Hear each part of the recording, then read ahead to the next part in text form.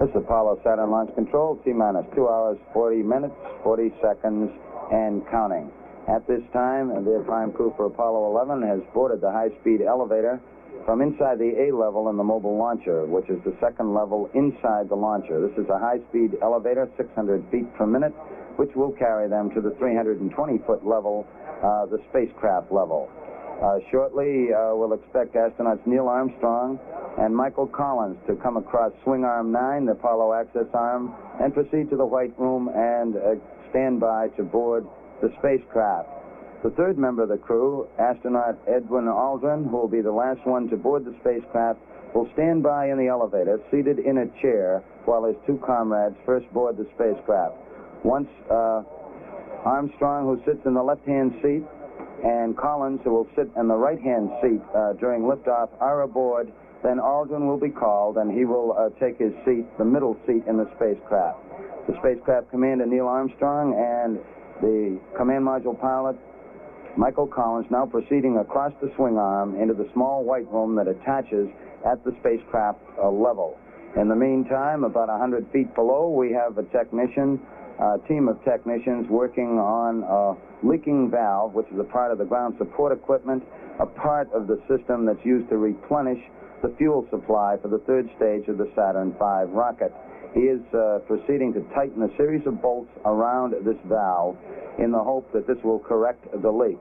Once the technicians do depart, the hydrogen will again be flowed through the system to assure that the leak has been corrected. The spacecraft commander, Neil Armstrong, and CMP, the command module pilot, Mike Collins, now standing by in the White Room. T-minus 2 hours, 38 minutes, 45 seconds, and counting. This is launch control.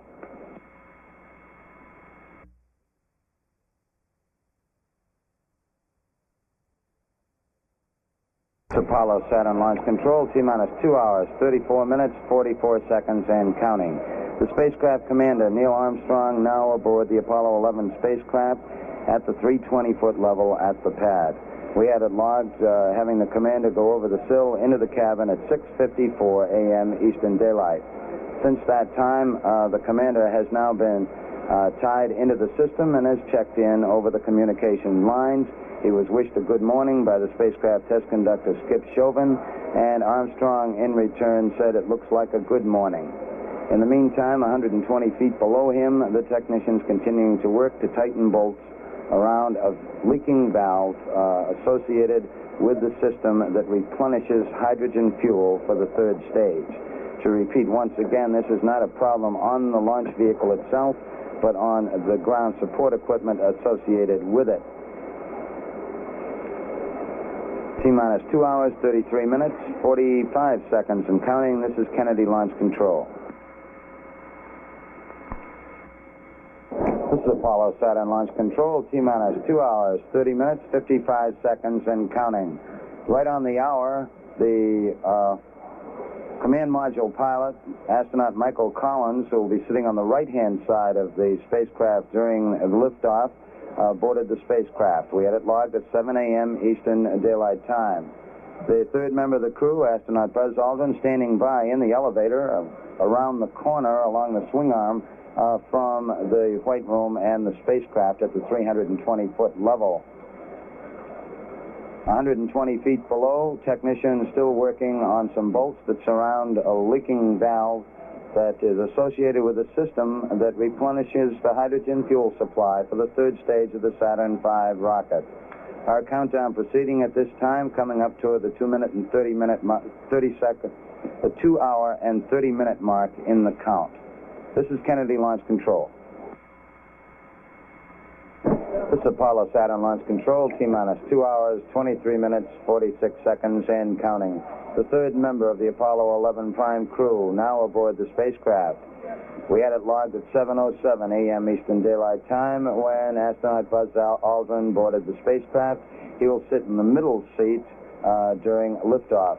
As lunar module pilot, his normal position would be on the right-hand side. However, due to crew preference, we have the commander, of course, Neil Armstrong, sitting on the left-hand side, the lunar module pilot for the overall flight, Buzz Aldrin, sitting in the middle seat, and the command module pilot, Mike Collins, sitting on the right-hand seat at liftoff. Down below at the 200-foot level, our technicians still hard at work tightening bolts around a valve associated with the system that replenishes the hydrogen fuel for the third stage of the Saturn V launch vehicle. This is ground support equipment located on the tower at the pad at the 200-foot level. He continues to work at the 200-foot level as the crew in the White Room does the same with the 3 astronauts aboard. We actually have a 4th astronaut still aboard the spacecraft at this time, astronaut Fred Hayes, who is the backup command module pilot. He is in the lower equipment bay of the spacecraft, giving a helping hand to the 3 prime crewmen as they start to perform some of their preliminary checks here as we head down over the final 2 hours, 2.5 hours of the countdown. We're at T-minus 2 hours, 22 minutes, 11 seconds and counting. This is Kennedy Launch Control. This is Apollo Saturn Launch Control. We've just passed the 2-hour, 21-minute mark in our countdown, and we are proceeding at this time. At the 320-foot level, all 3 astronauts now aboard the spacecraft. Just a few minutes ago, astronaut Buzz Aldrin came in and took the center seat to join Neil Armstrong on the left and Mike Collins on the right. These are the positions they will fly at liftoff. During the process of getting the astronauts checked into the spacecraft, communication cables must be attached to their suits. They also have to hook into the suit circuit system of the spacecraft that brings oxygen into their suits. They are helped by a 4th astronaut on board, the backup command module pilot, astronaut Fred Hayes, who's in the lower equipment bay, and one of the suit technicians who's located behind them to give a hand as they check in. We've heard from Neil Armstrong, and now we've also heard from Mike Collins on comm checks, and we're standing by for further reports as the checkout continues. 120 feet down, the work continues on a leaky valve at the 200-foot level. This is ground support equipment. The technicians still hard at work tightening bolts around that valve at this time. 2 hours, 19 minutes, 45 seconds and counting. This is Kennedy Launch Control. This is Apollo Saturn Launch Control, T-minus 2 hours, 10 minutes, 35 seconds and counting. At the 320-foot level, the 4th astronaut aboard the spacecraft regretfully leaves at this time. Astronaut Fred Hayes is about to come out after giving the 3 prime crewmen a hand in their preliminary checkouts aboard. Hayes will be coming out shortly. In the meantime, 120 feet below, where we had that problem with a leaky valve, the technicians have completed their work, and they are in the process now of departing from the launch pad. In a short while, we'll start flowing hydrogen again back through the general replenishing system to continue to top off the supply of the hydrogen fuel in the 3rd stage of the Saturn V launch vehicle.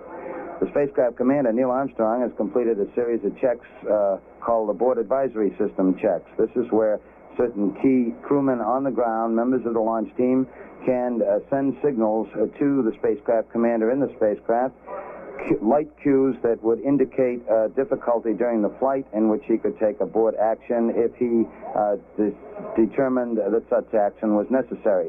These checks have been completed, and Neil Armstrong confirmed that the lights came on in the console in front of him, the panel in front of him, as these lights were operated from the ground here in the Launch Control Center. All still going well with our count. We will stand by as we again bring hydrogen back to the 3rd stage. You will see how that operates. We're now at T-minus 2 hours, 9 minutes, 4 seconds and counting. And this is Kennedy Launch Control. This is Apollo Saturn Launch Control, T-minus 2 hours, 7 minutes and counting. At this time, we're just in the process of closing the hatch on the Apollo 11 spacecraft. Several of the closeout crew shook hands with the astronauts and then proceeded to close the hatch on direction from the spacecraft test conductor, Skip Chauvin. We had it logged as the hatch being closed and tightened, still being tightened right at this time, which is 25 minutes past the hour. Once the hatch is closed, we will start a cabin purge to condition the cabin inside. The 3 astronauts, of course, are on pure oxygen in their spacesuits on the suit circuit. We will produce a cabin atmosphere in the spacecraft of a 60-40 combination, 60% oxygen and 40% nitrogen. This is the atmosphere used for liftoff. Once that is accomplished, the closeout crew will be ready to put the boost protective cover on the hatch and continue with their closeout. The hatch being closed at this time, we are proceeding. We'll stand by to see how our hydrogen condition is as far as replenishing the hydrogen fuel supply with the third stage of the Saturn V. 2 hours, 5 minutes, 50 seconds and counting. This is Kennedy Launch Control. This is Apollo Saturn Launch Control. We're at T-minus 2 hours, 55 seconds and counting. We're approaching the 2-hour mark in our countdown, and we appear to be proceeding satisfactorily at this time. The crew aboard the spacecraft at 320-foot level. The hatch is closed, and we're beginning to purge the cabin to bring it to the proper atmosphere for launch, which is a combination of oxygen and nitrogen, 60% oxygen and 40% nitrogen atmosphere. Of course, the astronauts themselves are breathing pure oxygen through their spacesuits. Coming up shortly will be another key test in which both the launch crew for the launch vehicle crew and the spacecraft team combine together with the commander, Neil Armstrong, to make a thorough check of the emergency detection system. This is the system that will signal the astronauts in the cabin if anything goes wrong below them. We use the ground-based computer to accomplish this test. It's rather lengthy as these tests go using a computer. It will take some 30 minutes. Neil Armstrong will be doing most of the work in the spacecraft, responding as different cue lights signifying different difficulties are presented to him. The abort panel, of course, is across from the commander on the left-hand side, the left front of the spacecraft. Our countdown continuing, T-minus 1 hour, 59 minutes, 34 seconds and counting. This is Kennedy Launch Control.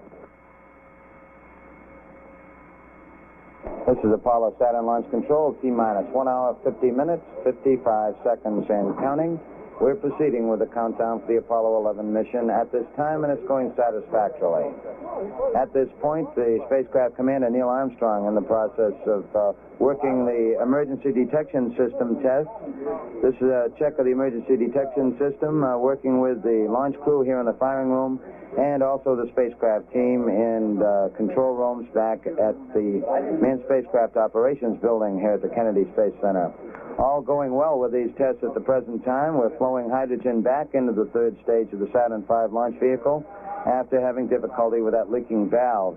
It appears that we are bypassing the use of the valve directly in loading the hydrogen aboard, but we are getting the hydrogen back in to replenish the supply. All appears to be going well at this time. Weather is go. We're coming up on 1 hour and 50 minutes. This is Kennedy Launch Control.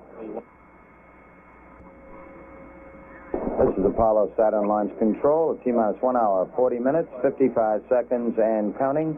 The countdown is still proceeding very satisfactory at this time as we lead up toward our planned liftoff time of 9:32 a.m. Eastern Daylight. The spacecraft commander, Neil Armstrong, continuing this extensive series of checks of the emergency detection system, working with both the launch vehicle test crew and the spacecraft crew. This is a key test and a very thorough test to assure ourselves before we commit to liftoff that all the emergency detection techniques inside the launch vehicle are operating properly here on the ground, so if required in flight, the spacecraft commander and, of course, his two fellow astronauts could be signaled of a difficulty inside the rocket and could take proper abort action as required.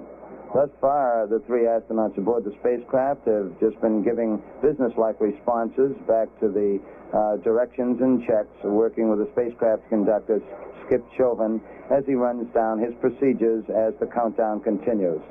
For T-minus 1 hour, 39 minutes, 46 seconds and counting. This is Launch Control.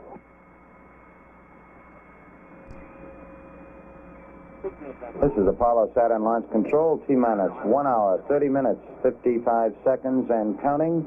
All elements are go with the countdown at this time. The countdown aimed toward landing 2 astronauts on the moon.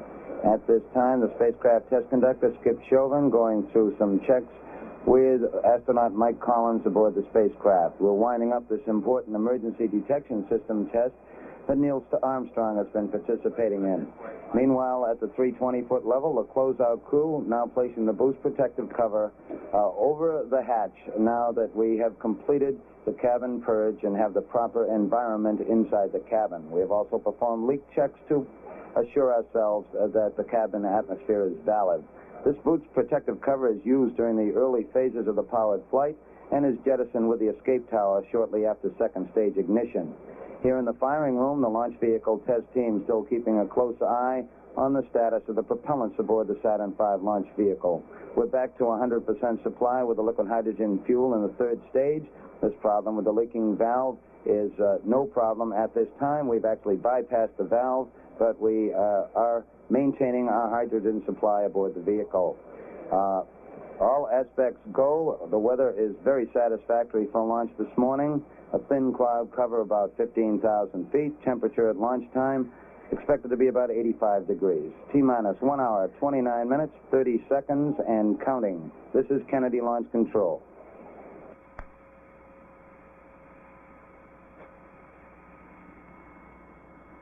This is Apollo Saturn Launch Control. T-minus 1 hour, 20 minutes, 55 seconds, and counting. All still go with the countdown for Apollo 11 at this time. At this point in the countdown, Spacecraft Commander Neil Armstrong once again appears to be the busiest worker in the spacecraft as he's performing a series of alignment checks associated with the guidance system in the spacecraft. He's working these checks with the spacecraft test conductor as the spacecraft test conductor reads off the various procedures and Armstrong responds to them.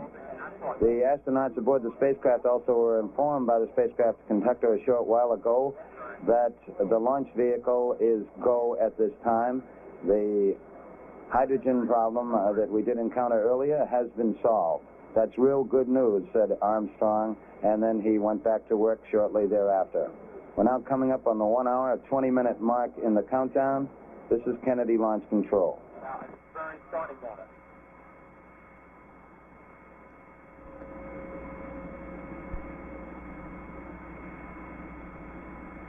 This is Apollo Saturn Launch Control. T-minus 1 hour, 11 minutes, 55 seconds, and counting.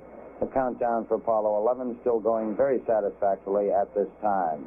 In most cases, we're a matter of 5 or 10 minutes ahead of the countdown procedures. The crew in the White Room at the 320-foot level who have been aiding the astronauts up to this time are just in the process of finishing up their work. They've been advised by the spacecraft test conductor that they'll probably be able to move out in about 3 minutes or so.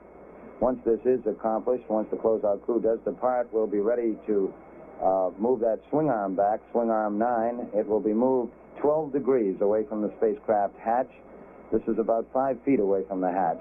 Once this is accomplished, we will arm the pyrotechnic systems in the spacecraft so in the event of a possible catastrophic condition below them with the launch vehicle, while still on the pad, the astronauts could fire that escape rocket and separate from the rocket in difficulty. The closeout crew about to depart at this time. That swing arm remains about 12 degrees away from the spacecraft hatch, as mentioned, 5 feet or so, until the 5-minute mark in the count when it's fully retracted to its fallback position. The obvious reason here is in the event we do have to get the astronauts out in a hurry, the swing arm is in a standby position and can be moved rapidly back to the hatch level so the astronauts could depart in the event of an emergency. We're coming up on T-minus 1 hour, 10 minutes, and 20 seconds. This is Kennedy Launch Control.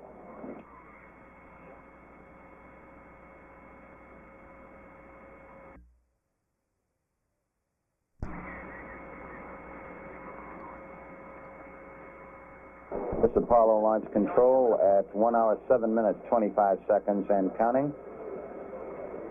Countdown still proceeding satisfactorily.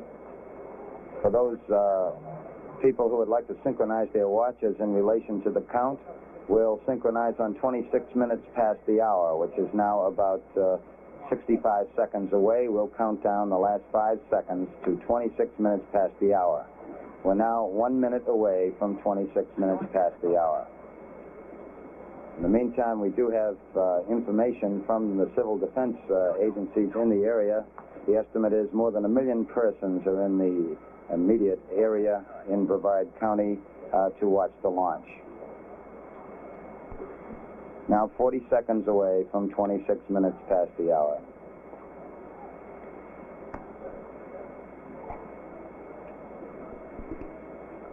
Civil Defense Agency reports further that there is extensive heavy traffic, a number of traffic jams, particularly in the area of Titusville, near US 1 and Route 50.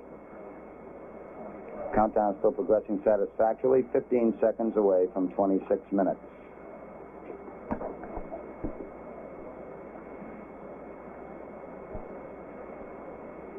5, 4, 3, 2, 1, mark. 8:26 a.m. Eastern Daylight Time.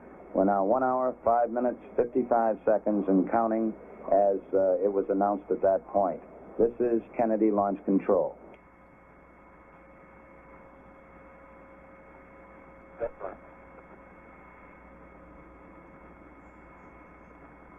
This is Apollo Saturn Launch Control, T-minus 61 minutes and counting. T-minus 61 minutes on the Apollo 11 countdown, and all elements are go at this time. Astronaut Neil Armstrong has just completed a series of checks on that big service propulsion system engine that sits below him in the stack.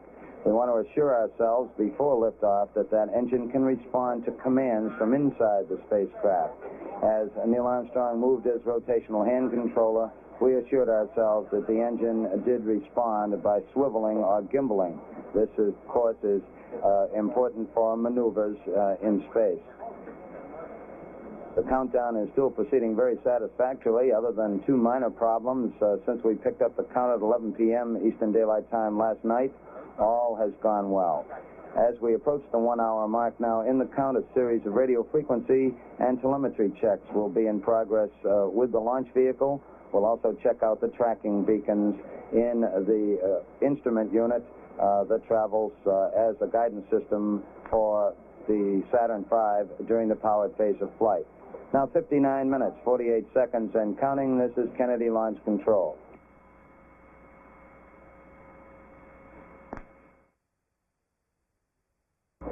This is Apollo Saturn Launch Control. We've just passed the 56-minute mark in our countdown. We're still proceeding in an excellent manner at this time.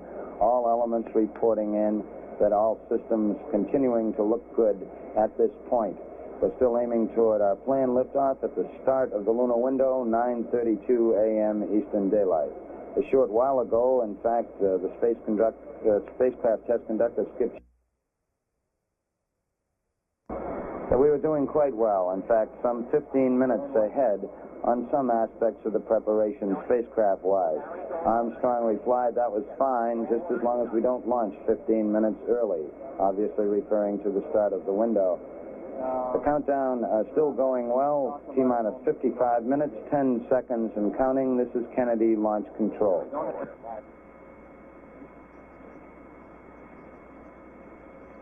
Thank you very much.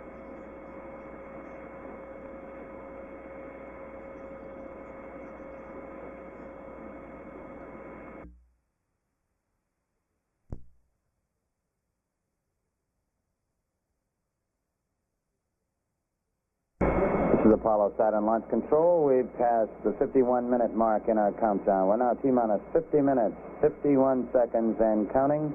Apollo 11 countdown is still go at this time. All elements reporting ready at this point in the countdown. The spacecraft correction test supervisor, Bill Schick, has advised all hands here in the control center and the spacecraft checkout people that in about 30 seconds that big swing arm that has been attached to the spacecraft up to now will be moved back to a park position some 5 feet away from the spacecraft. We alert the astronauts because there is a little jolt when the swing arm is moved away. It will remain in that position some 5 feet away from the spacecraft until the 5-minute mark in the count, when it's completely pulled back to its retracted position. It's coming up now in 5 seconds. The swing arm will come back. Mark. The swing arm now coming back from the spacecraft. Countdown proceeding satisfactorily. We've completed our telemetry checks with the launch vehicle, and at this point, with the swing arm back, we arm the pyrotechnics so that escape tower atop the astronauts, atop their spacecraft, could be used if a catastrophic condition was going to occur under them with the launch vehicle from this point on down in the countdown. We have the high-speed elevator located at the 320-foot level in the event the astronauts have to get out in a hurry. This is a special precaution. One of the members of the support team for Apollo 11, astronaut Bill Pogue, is here in the firing room. He acts as the capsule communicator during the countdown. His call sign is Stoney. He controls that elevator. He now has it locked at the 320-foot level. These are special precautions for safety purposes during the final phase of the count. Now coming up on the 49-minute mark in the countdown, this is Kennedy Launch Control.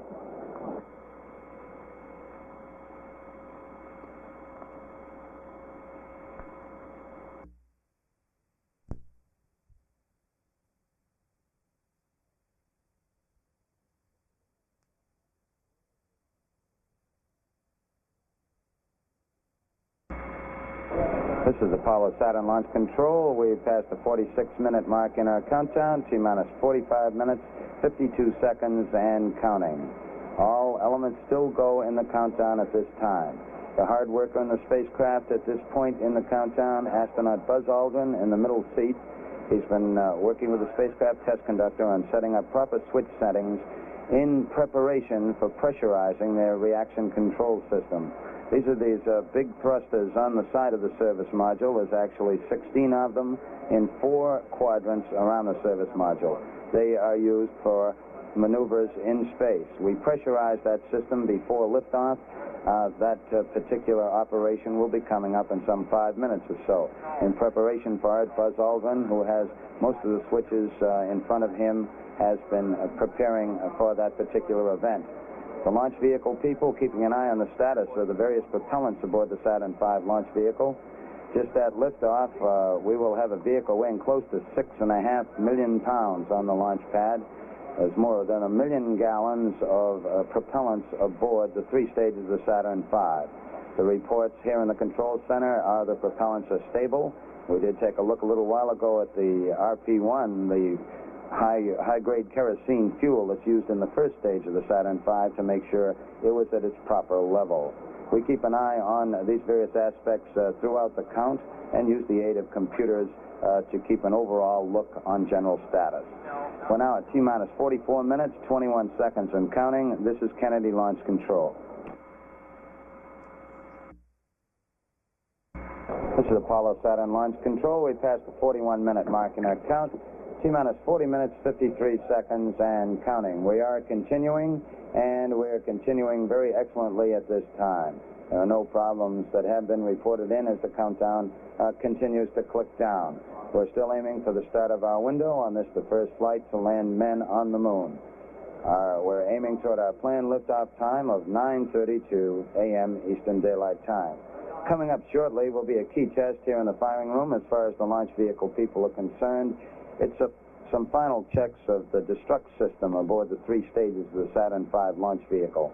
In the event during powered flight that the vehicle strayed rather violently off course, the range safety officer could take action to destroy the vehicle. This obviously would occur after the astronauts were separated by their escape tower from the faulty vehicle. We make a check of the destruct system to assure that if a signal is required to get through, that in fact it will. This is what is coming up here in the control center at this time. All aspects of the mission still go. We're at T-minus 39 minutes, 47 seconds, and counting. This is Kennedy Launch Control.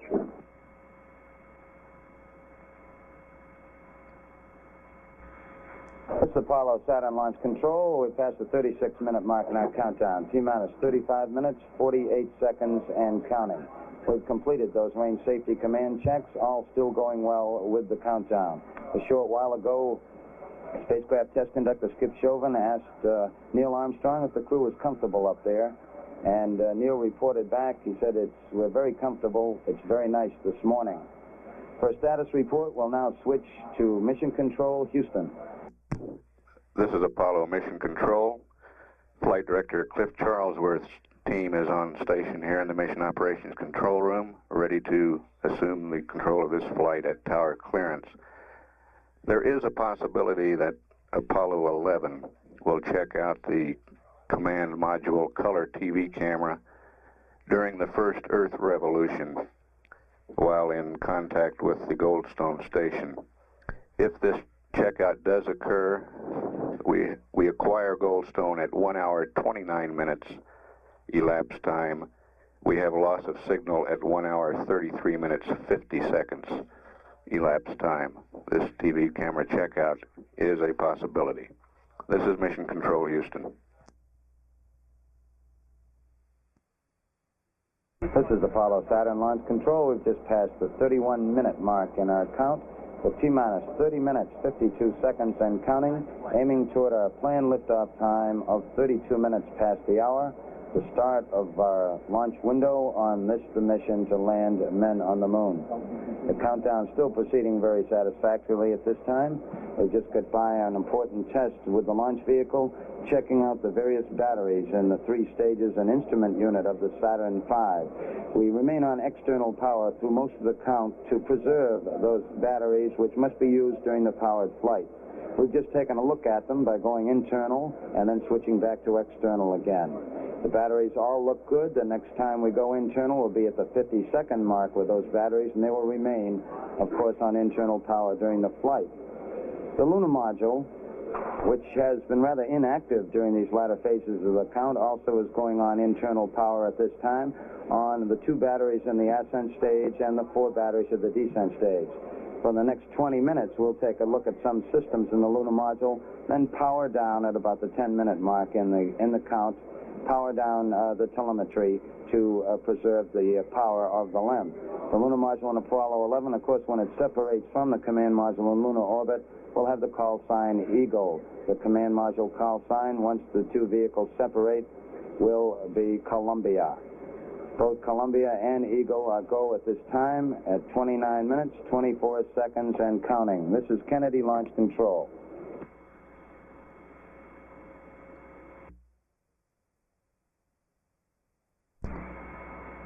This is Apollo Saturn Launch Control. We just passed the 26-minute mark in the count. T-minus 25 minutes, 53 seconds and counting. Still proceeding very satisfactorily. At this time, spacecraft test conductor Skip Chauvin working with astronaut Buzz Aldrin in the middle seat, covering the final pressurization of the reaction control system for the spacecraft. These are those big thrusters on the side of the service module that are used for maneuvers in space. Each one of these thrusters is capable of 100 pounds of thrust. There are 16 of them located in 4 quadrants around the service module. We pressurized the system with helium prior to launch to make sure that all will be in readiness for use in space. The countdown still proceeding satisfactorily.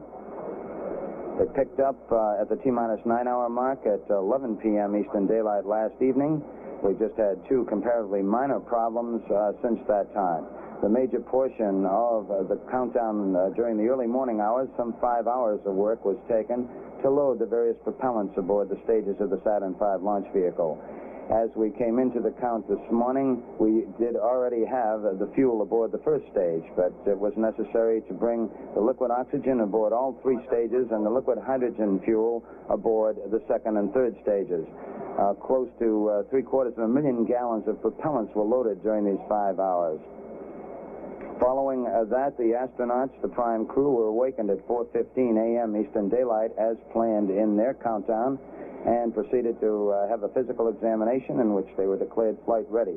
They sat down for the normal astronaut fare on launch day. As far as breakfast is concerned, orange juice, steak, scrambled eggs, toast, and coffee.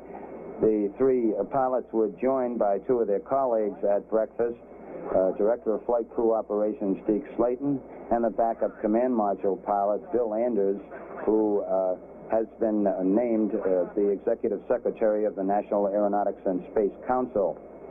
The astronauts departed from their crew quarters after checking out their suits. They departed from the crew quarters at 6:27 a.m. and some 27 minutes later, 8 miles away from the crew quarters at the Kennedy Space Center, atop the launch pad at Complex 39, 6:54 a.m., the commander, astronaut Neil Armstrong, was the first to board the spacecraft.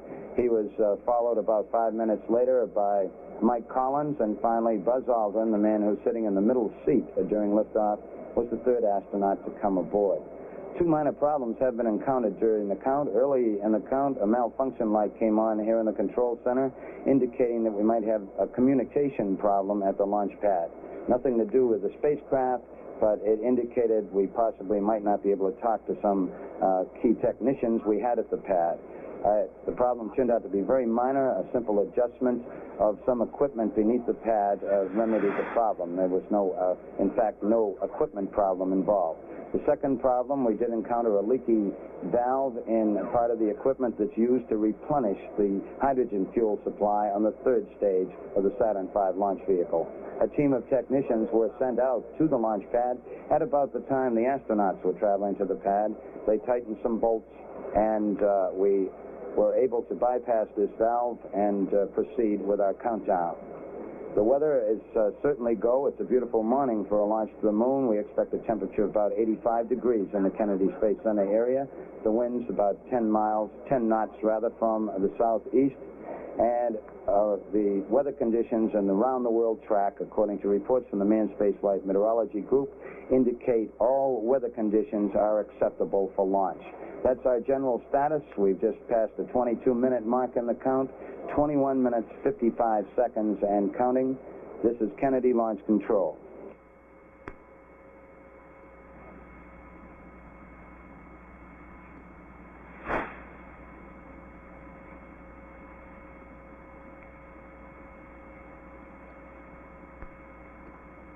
I got a fixture of Agnew I'm going to punch up shortly after we come back. Fixture of Agnew. I'm going to count to about 50.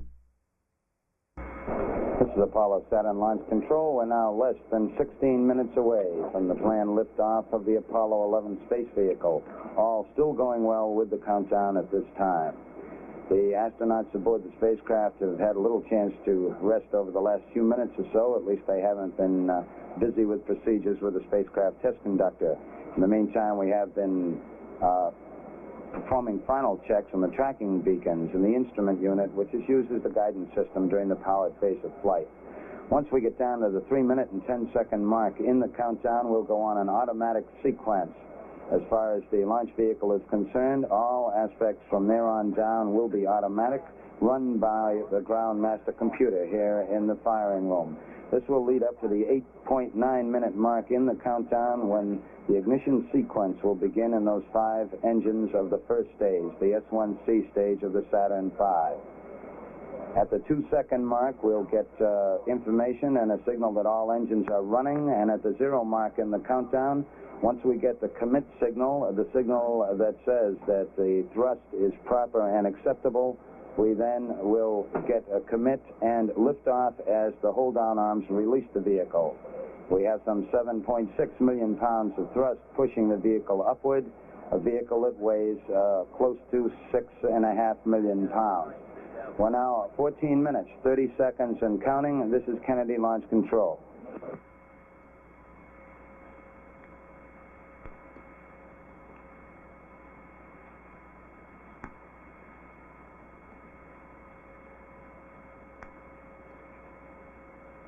Give me an Arthur Clark Super. Arthur Clark Super.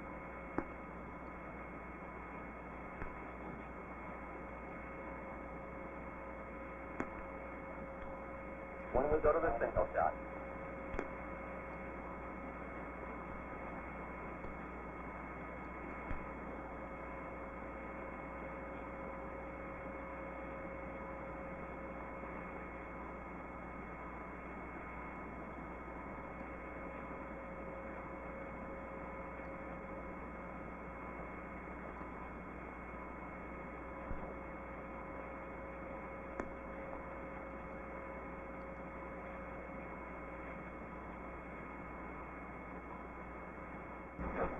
This is Apollo Saturn Launch Control. We passed the 11-minute mark. Now T-minus 10 minutes, 54 seconds on our countdown for Apollo 11.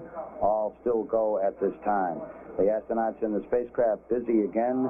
The commander, Neil Armstrong, has performed some final switch settings for the stabilization and control system of the spacecraft. The spacecraft also now is on full internal power. This came shortly after the 15-minute mark. The spacecraft now on the full power of its fuel cells. Up to this time, it had been sharing the load with an external power source. Both Armstrong and Buzz Aldrin have armed their rotational hand controllers, the controllers they use in flight. And we have now gone to automatic system with the emergency detection system, that system that would cue the astronauts if there's trouble down below with the Saturn V rocket during the powered flight.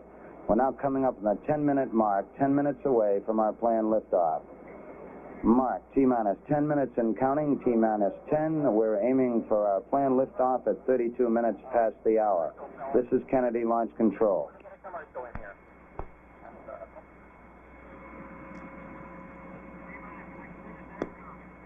This is Apollo Saturn Launch Control. We passed the 6-minute mark in our countdown for Apollo 11. Now 5 minutes, 52 seconds and counting.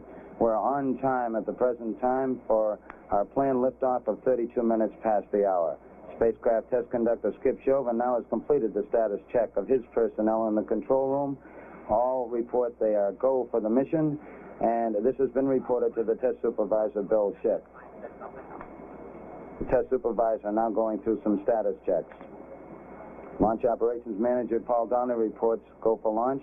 Launch Director Rocco Petrone now gives a go for 5 minutes, 20 seconds and counting. Coming up shortly, that swing arm up at the spacecraft level will come back to its fully retracted position. This should occur at the 5-minute mark in the count. In the meantime, the lunar module telemetry has been powered down. We took a good look at Eagle, and it looks good. The spacecraft test conductor for the lunar module reported that Eagle was go. The swing arm now coming back to its fully retracted position as our countdown continues. T-minus 4 minutes, 50 seconds and counting. Skip Chauvin informing the astronauts that the swing arm now coming back. The astronauts will have a few more reports coming up in the countdown. The last business report will be from Neil Armstrong at the 45-second mark in the count when he gives a status on the final alignment of the stabilization and control system. We're now passing the 4-minute, 30-second mark in the countdown. Still go at this time.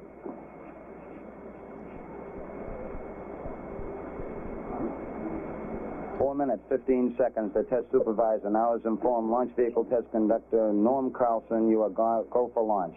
From this time down, Carlson handles the countdown as the launch vehicle begins to build up. We're now hitting the 4-minute mark. 4 minutes and counting. We are go for Apollo 11.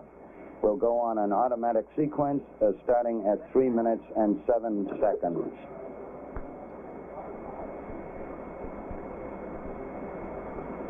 3 minutes, 45 seconds and counting. And the final abort checks between several key members of the crew here in the control center and the astronauts. Launch Operations Manager Paul Donnelly wished the crew on the launch team's behalf good luck and Godspeed. 3 minutes, 25 seconds and counting. We're still go at this time. We'll be coming up in the automatic sequence about 10 or 15 seconds from this time. All still go at this time. Neil Armstrong reported back when he received the good wishes. Thank you very much. We know it will be a good flight. Firing command coming in now. We are on the automatic sequence. We're approaching the 3-minute mark in the count. T-minus 3 minutes and counting. T-minus 3. We are go with all elements of the mission at this time. We're on an automatic sequence as the master computer supervises hundreds of events occurring over these last few minutes. T-minus 2 minutes, 45 seconds and counting. The members of the launch team here in the control center monitoring a number of what we call red line values. These are tolerances we don't want to go above and below in temperatures and pressures. They're standing by to call out any deviations from our plans. 2 minutes, 30 seconds and counting. We're still go on Apollo 11 at this time. The vehicle starting to pressurize as far as the propellant tanks are concerned, and all is still go as we monitor our status for it. 2 minutes, 10 seconds and counting. The target for the Apollo 11 astronauts, the moon at liftoff, will be at a distance of 218,096 miles away. We just passed the 2-minute mark in the countdown. T-minus 1 minute, 54 seconds and counting. Our status board indicates that the oxidizer tanks in the second and third stages now have pressurized. We continue to build up pressure in all three stages here at the last minute to prepare it for liftoff. T-minus 1 minute, 35 seconds on the Apollo mission, the flight to land of the first men on the moon. All indications coming in to the control center at this time indicate we are go. 1 minute, 25 seconds and counting. Our status board indicates the third stage completely pressurized. 80-second mark has now been passed. We'll go on full internal power at the 50-second mark in the countdown. Guidance system goes on internal at 17 seconds, leading up to the ignition sequence at 8.9 seconds. We're approaching the 60-second mark on the Apollo 11 mission. T-minus 60 seconds and counting. We passed T-minus 60. 55 seconds and counting. Neil Armstrong just reported back. It's been a real smooth countdown. We passed the 50-second mark. Power transfer is complete. We're on internal power with the launch vehicle at this time. 40 seconds away from the Apollo 11 liftoff. All the second stage tanks now pressurized. 35 seconds and counting. We are still go with Apollo 11. 30 seconds and counting. Astronauts report it feels good. T-minus 25 seconds. 20 seconds and counting. T-minus 15 seconds. Guidance is internal. 12, 11, 10, 9. Ignition sequence start. 6, 5, 4, 3, 2, 1, 0. All engine running. Liftoff. We have a liftoff. 32 minutes past the hour. Liftoff on Apollo 11. Tower cleared. We got a roll program. Neil Armstrong reporting the roll and pitch program, which puts Apollo 11 on proper heading.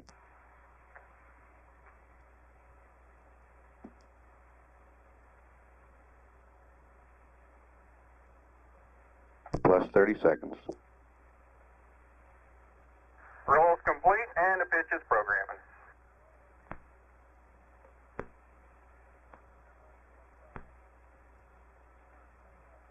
One Bravo.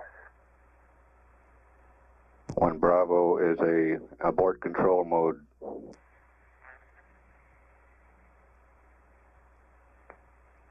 Altitude's 2 miles.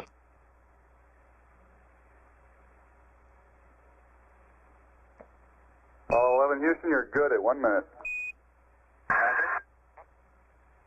Downrange 1 mile, altitude 4 miles now. Velocity 2,195 feet per second.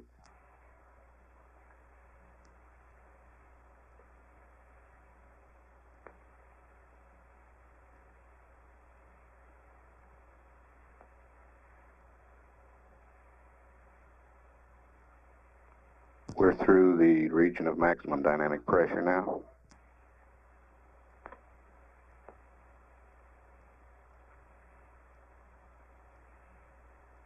Set 8 miles downrange, 12 miles high. Velocity 4,000 feet per second. Stand by for mode 1 Charlie. Mark, mode 1 Charlie. 1 Charlie. Cliff Charlesworth taking a staging status. This is Houston, you are go for staging.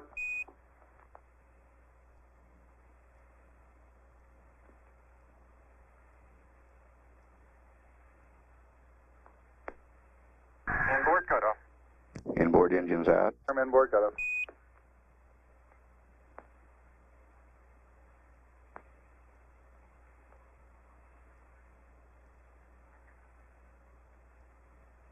Downrange 35 miles, 30 miles high. Standing by for the outboard engine cut down now.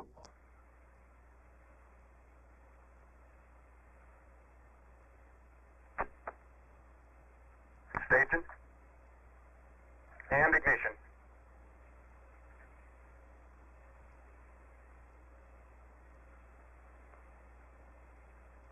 Houston, thrust is go. All engines, you're looking good. Roger, you're loud and clear, Houston. At 3 minutes, downrange 70 miles, 43 miles high, velocity 9,300 feet per second. We got skirt step. Roger, we confirm, skirts up. Tower's gone. Roger, tower. Neil Armstrong confirming both the engine skirt separation and the launch escape tower separation. Houston, be advised the visual is go today. This is Houston, roger out. Yeah, they finally gave me a window to look out.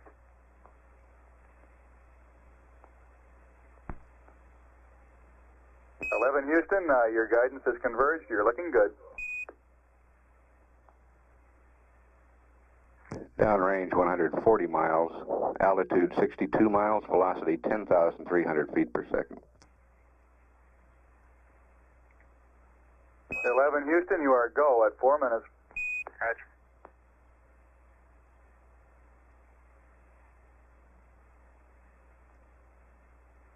Apollo 11 right on the ground track.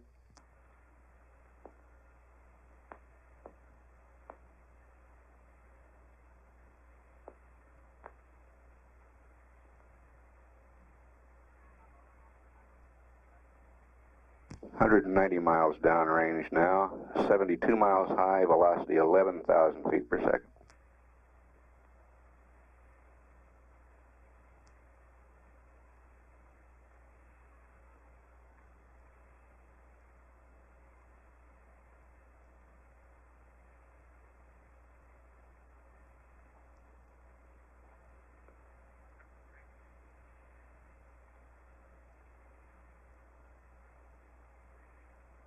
Booster says it's looking good at 5 minutes. 11 Houston, you are go at 5 minutes. Roger, your Apollo 11's go.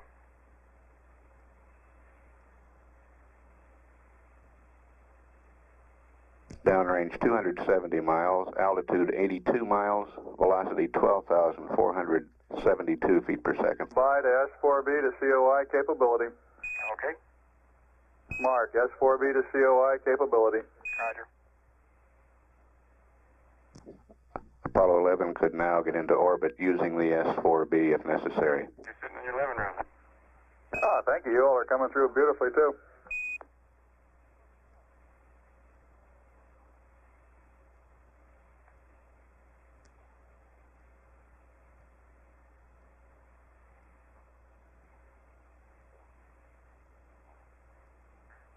Everyone's reporting go here in the control center. So at 6 minutes, starting to get orders.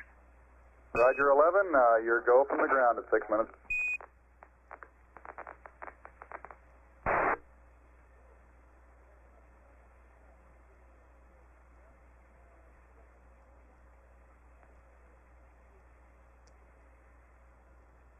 Apollo 11, this is Houston, level sense arm at 8+17, outboard cutoff at 9+11.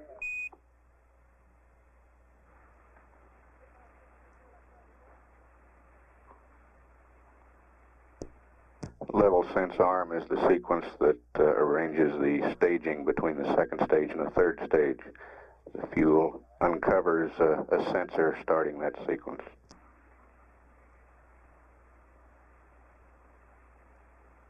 Predicting that will be uncovered at 8 minutes 17 seconds with outboard engine cutoff 9 minutes 11 seconds on the second stage. Apollo 11's go at 7 minutes. 11, this is Houston. Roger, your go from the ground at 7 minutes. Level sense arm at 8+17, outboard cutoff at 9+11. Roger. Downrange 530 miles, altitude 95 miles, velocity 17,358 feet per second.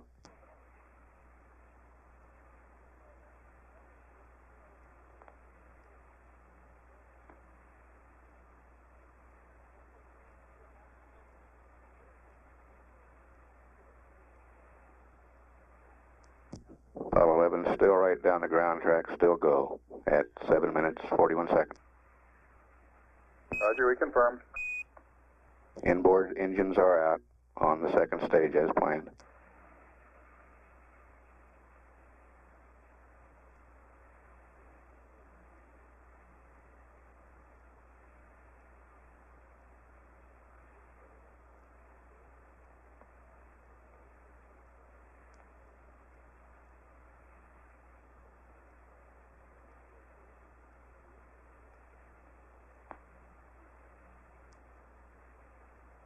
Apollo 11, go on all sources. Houston, you are go at 8 minutes.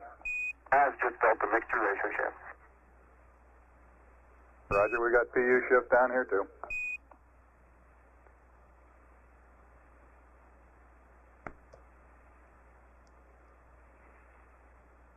Nice day for it. These thunderstorms downrange is about all.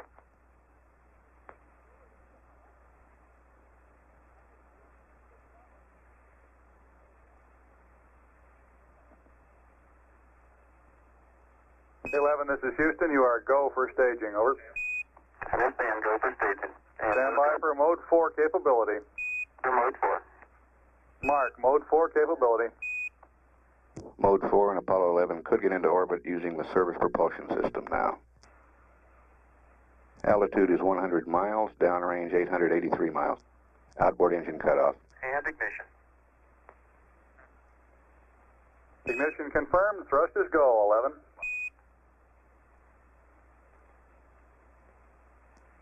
And we have a good third stage now.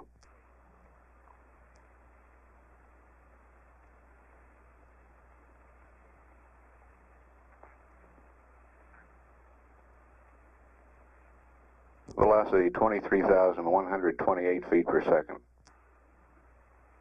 Downrange 1,000 miles, altitude 101 miles.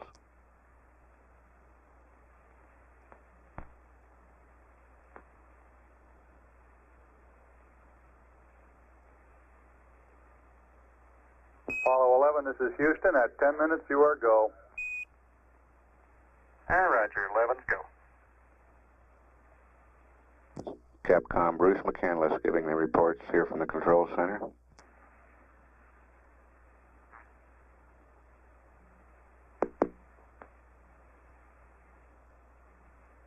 Apollo 11, this is Houston. Predicted cutoff at 11 plus 42. Over. 1142, Reg.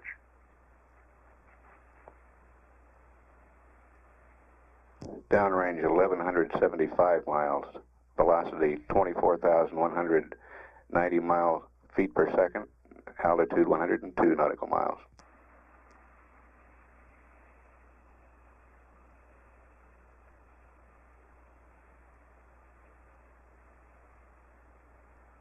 Apollo 11 still go on all sources. Apollo 11, this is Houston. You are go at 11.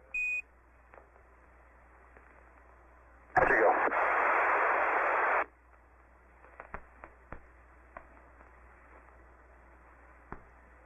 We're predicting third stage shutdown at 11 minutes 42 seconds.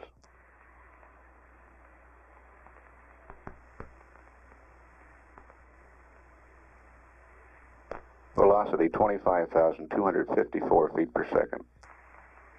Downrange 1,400 miles now. Altitude 102.8 nautical miles. Shutdown. Shutdown right on time. 1.4 by 103.6. Roger, shut down, and we copy 101.4 by 103.6.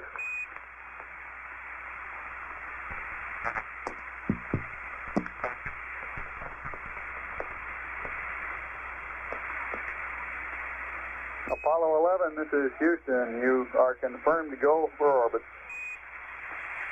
Roger.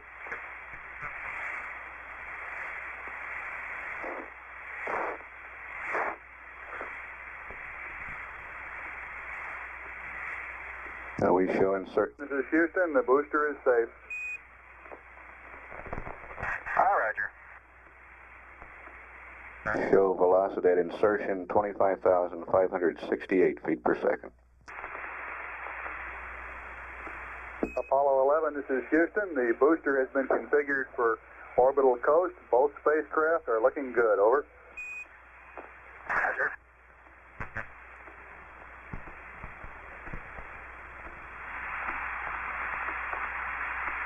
Apollo 11, this is Houston. Vanguard LOS at 1535. AOS Canaries at 1630. Over. Okay, thank you.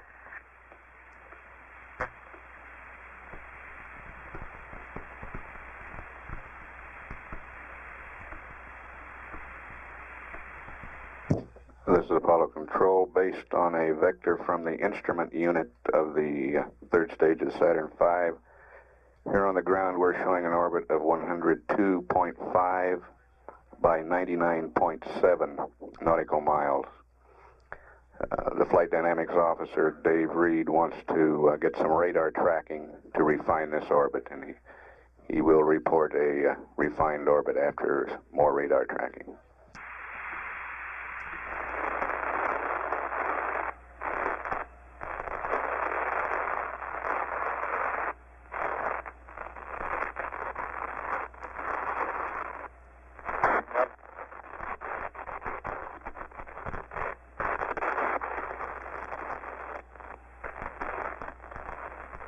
This is Apollo Control. The Canary Island Station has acquisition of Apollo 11 now. We'll continue to stand by live for any air-to-ground communication.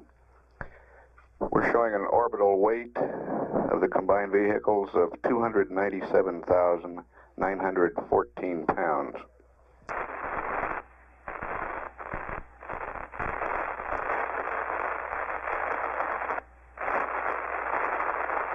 Houston contact, Canary contact.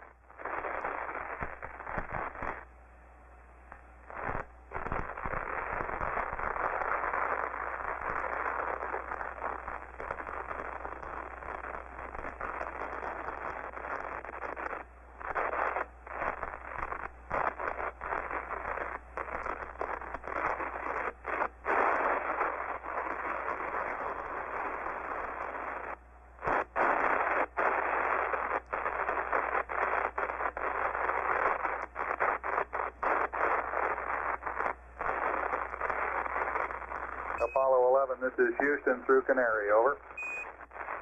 Roger, reading it loud and clear. Our insertion checklist is complete, and we have no abnormalities.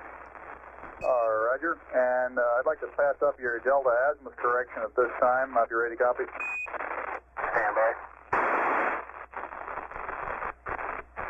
Roger, go ahead, ready to copy. Okay, Delta azimuth correction is plus 0.22. That is plus 0.22, and we do recommend the P52 alignment, over.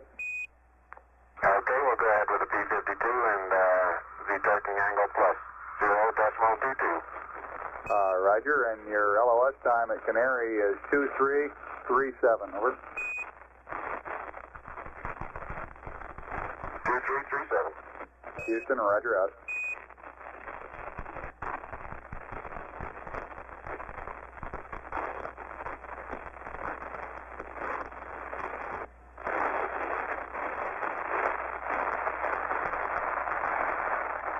This is Apollo Control. Based on that initial orbital figures, the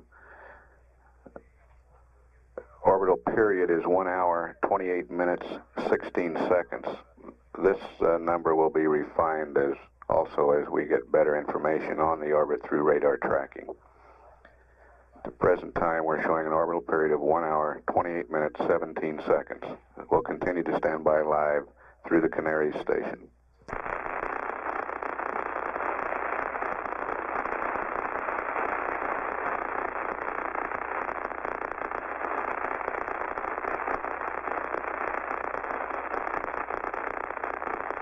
Apollo 11, this is Houston.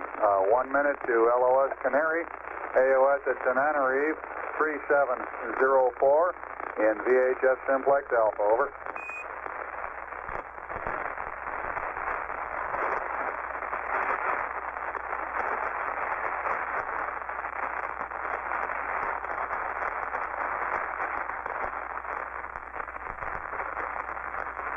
Apollo 11, this is Houston, coming up on LOS Canary, AOS Tenerife, that's 3704, Simplex Alpha. Houston out.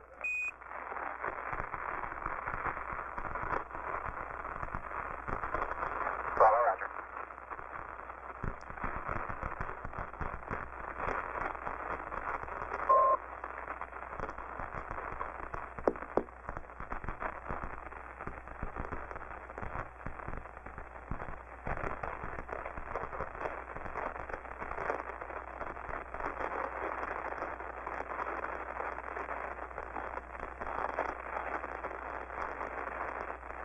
This is Apollo Control at 23 minutes 52 seconds.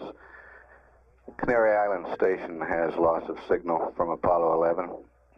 We have a tape of the air-ground during the launch phase. We'll play that for you now. Roger, clock.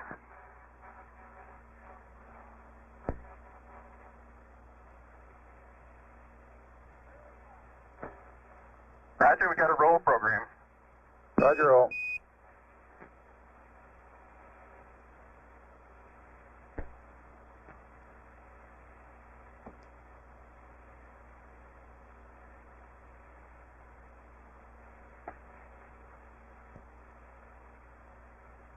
Roll is complete and the pitch is programming.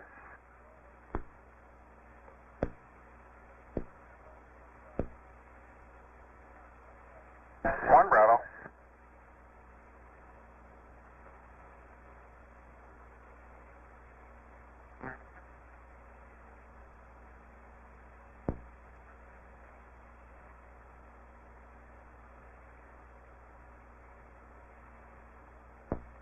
Apollo 11 Houston, you're good at 1 minute.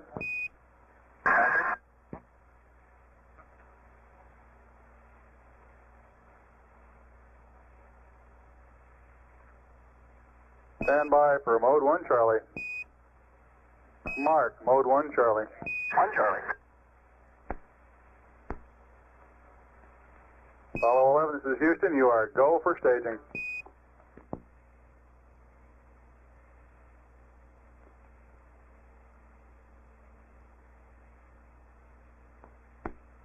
Inboard cutoff.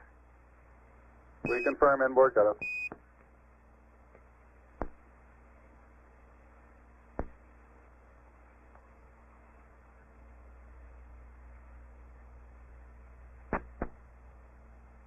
Staging.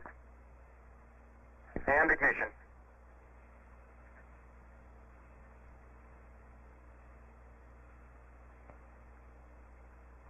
Houston, thrust is go. All engines, you're looking good. Hi, Roger. You're loud and clear, Houston.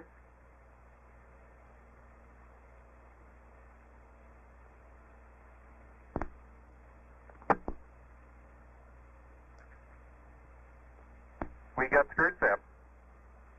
Roger, we confirm skirt step. Tower's going. Roger, tower.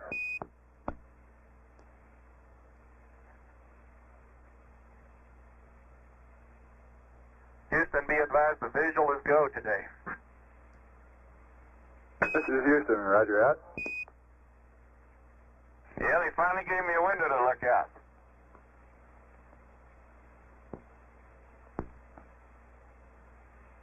Houston, your guidance is converged. You're looking good. Roger.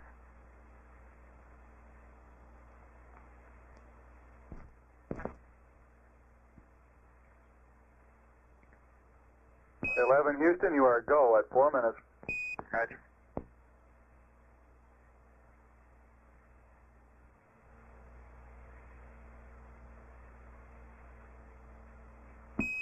Houston, you are go at 5 minutes. Roger, follow 11's go.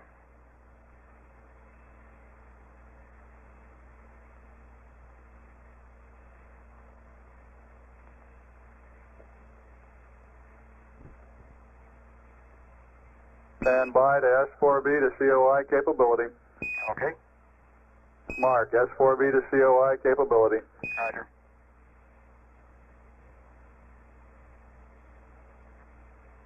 You sure sound clear down there, Bruce. Sound like you're sitting in your living room.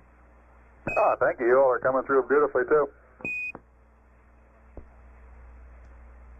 We're go at 6 minutes, starting to give orders. Roger 11, you're go from the ground at 6 minutes.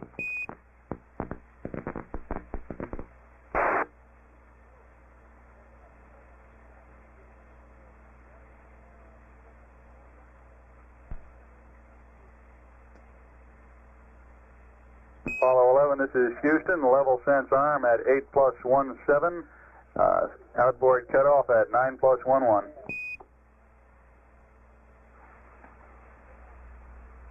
Apollo 11, go at 7 minutes. 11, this is Houston. Roger, your go from the ground at 7 minutes. Level sense arm at 8+17. Outboard cutoff at 9+11. Roger. Inboard cutoff. Roger, we confirm.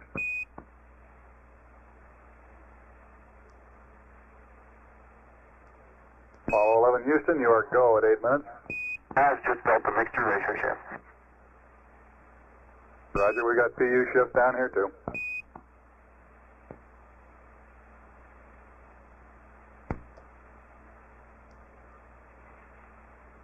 Yeah, looks like a nice day for it. These thunderstorms downrange is about all.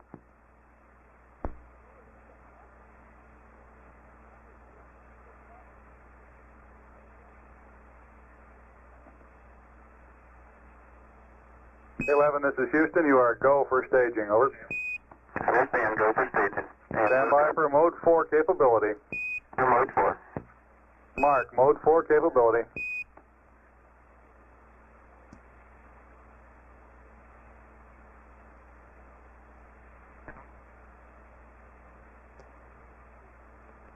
Staging and ignition. Ignition confirmed. Thrust is go, 11.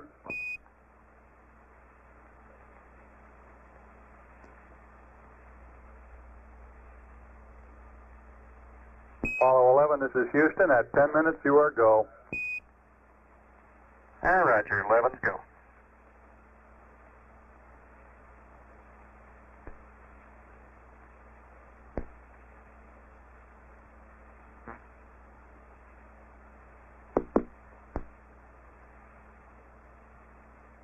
Apollo 11, this is Houston. Predicted cutoff at 11 plus 42. Over. 1142, Roger.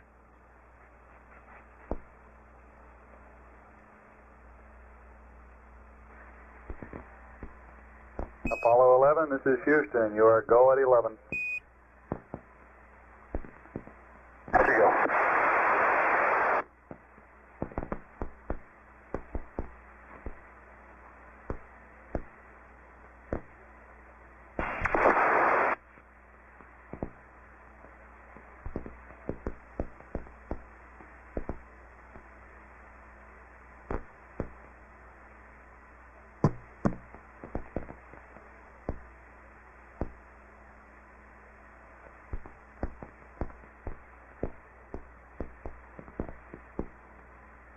Shutdown. So we are showing 101.4 by 103.6.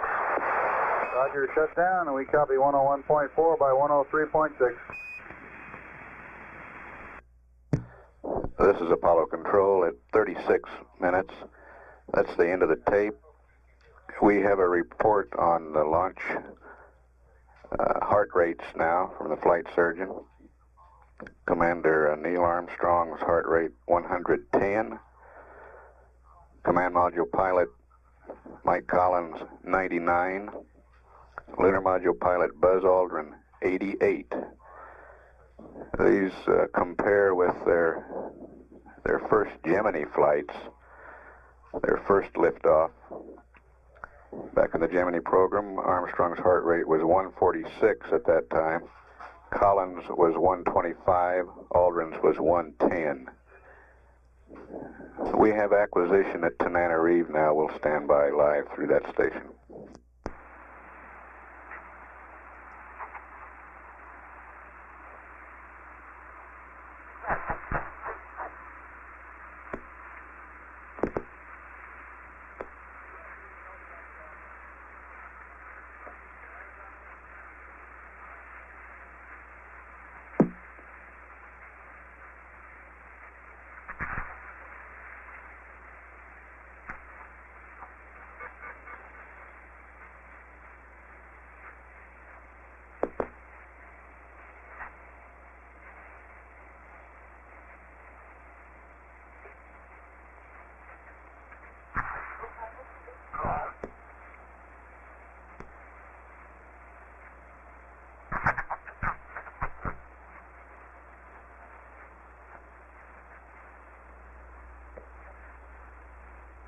This is Apollo. Apollo 11, this is Houston through Tananarive. Over.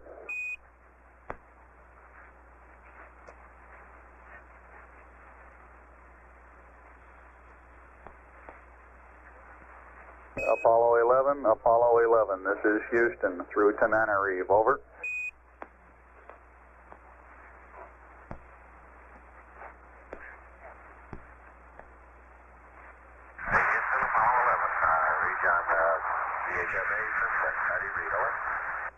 Roger 11, this is Houston. We're reading you loud and fairly clearly. For your information, Canary radar shows you in a 103.0 by 103.0 orbit. Over. Beautiful. Roger, we concur. We're just coming into the Terminator here.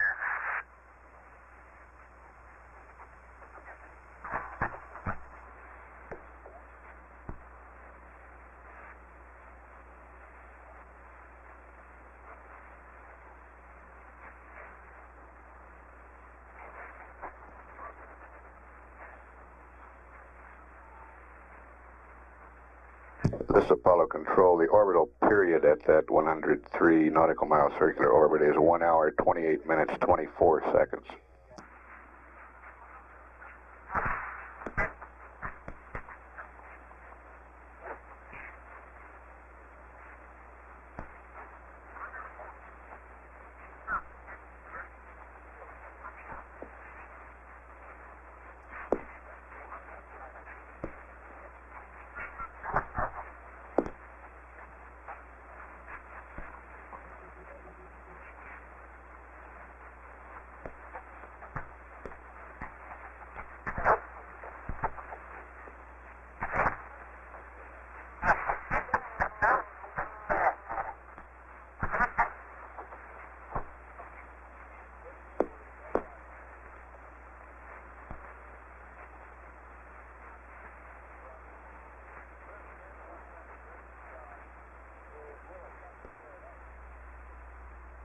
Apollo 11, this is Houston. 1 minute to LOS Tenerife.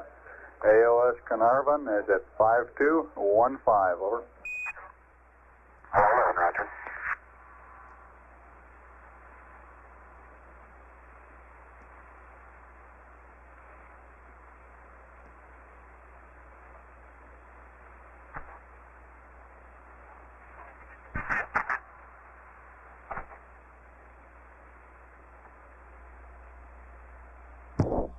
This is Apollo control at 42 minutes, 53 seconds. Tenerife has loss of signal. We'll come back up at 52 minutes into the mission when the Carnarvon Australian station acquires Apollo 11. This is Mission Control, Houston. This is Apollo control at 52 minutes. And the station at Carnarvon, Australia is about to acquire Apollo 11. We'll stand by live through this pass.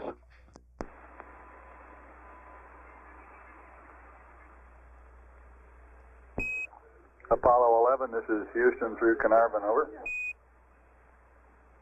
Houston, Apollo 11, loud and clear. Over. Roger 11, we're reading you the same. Both the booster and the spacecraft are looking good to us. Over.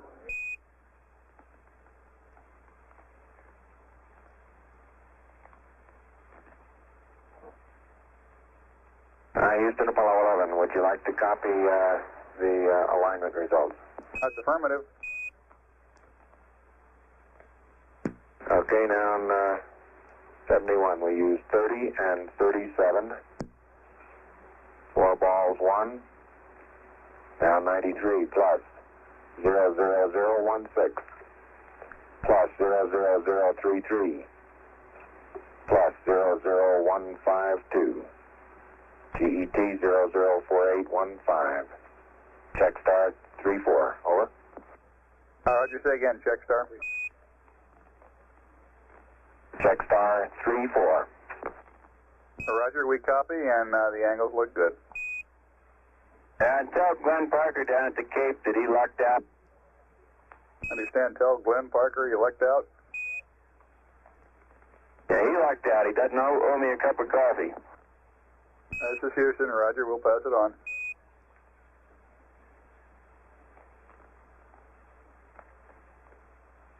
That was Buzz Aldrin giving the report, and Mike Collins chiming in there at the last with the No cup of coffee report. Apollo 11, this is Houston, 1 minute to LOS Carnarvon, AOS at Honeysuckle, 59er33, over. Apollo 11, roger. Roger, and we request you turn up the S-band volume for the Honeysuckle pass.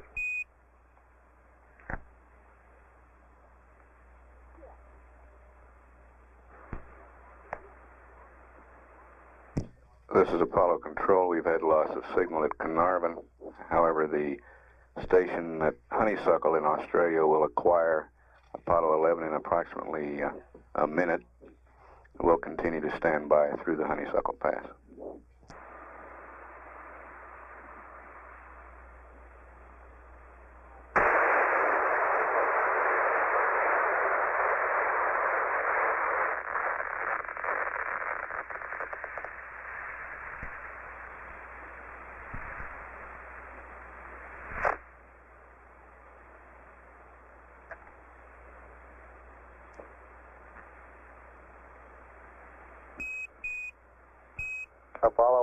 Apollo 11, this is Houston on S-band, radio check, over. Roger, Houston, Apollo 11, read you loud and clear. This is Houston, roger, reading you the same, out. Well, that was Neil Armstrong in the radio check.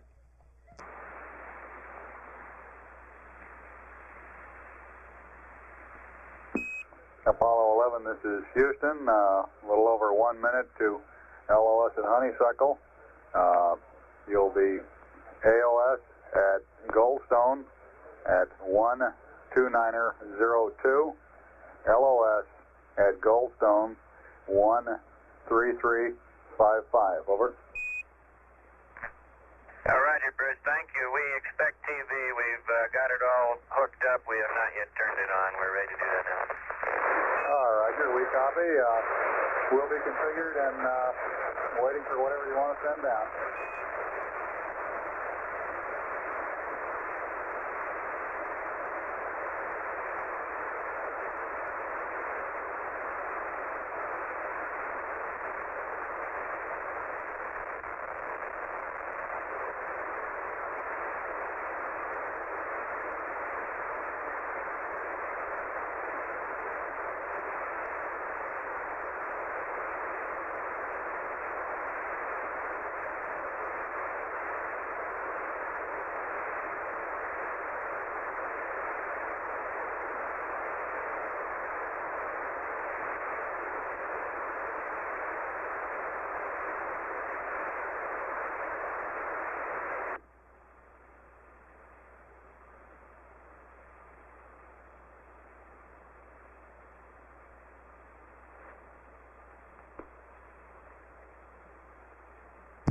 This is Apollo Control at 1 hour, 6 minutes into the mission of Apollo 11.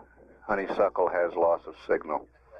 Mike Collins reported just prior to LOS here that the crew would check out the TV camera at the Goldstone station. Goldstone will acquire Apollo 11 at 1 hour, 29 minutes, 2 seconds, and will lose the spacecraft at 1 hour, 33 minutes, 55 seconds. We'll come back up just shortly prior to acquisition at Goldstone. This is Mission Control, Houston.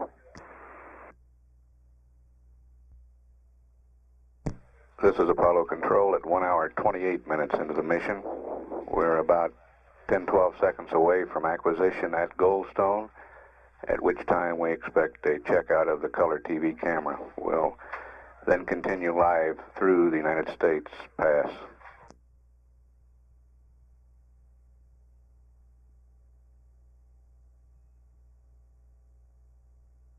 Over.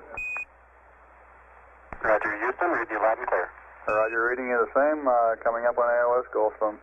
Roger.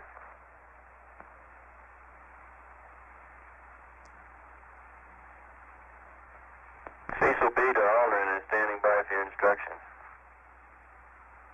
Houston, roger.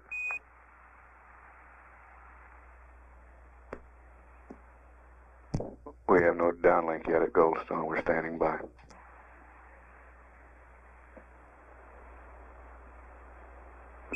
Apollo 11, this is Houston. We're not receiving your FM downlink yet. We're standing by.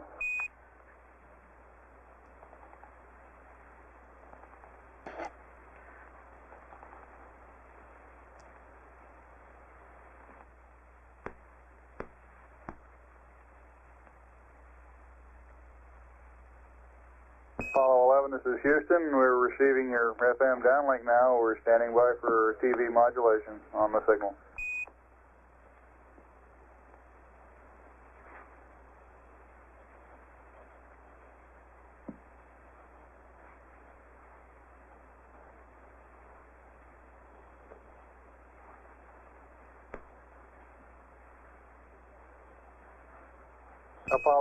Apollo 11, this is Houston. Radio check, over.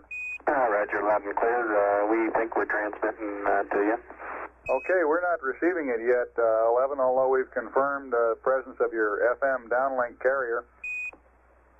What switches do you want us to confirm? Stand by. Roger. Apollo 11, this is Houston. You were just on the fringes of coverage from Goldstone. We've just had LOS at Goldstone, and we'd like to push on and get the pad messages read up to you here shortly. Roger, we're ready to copy.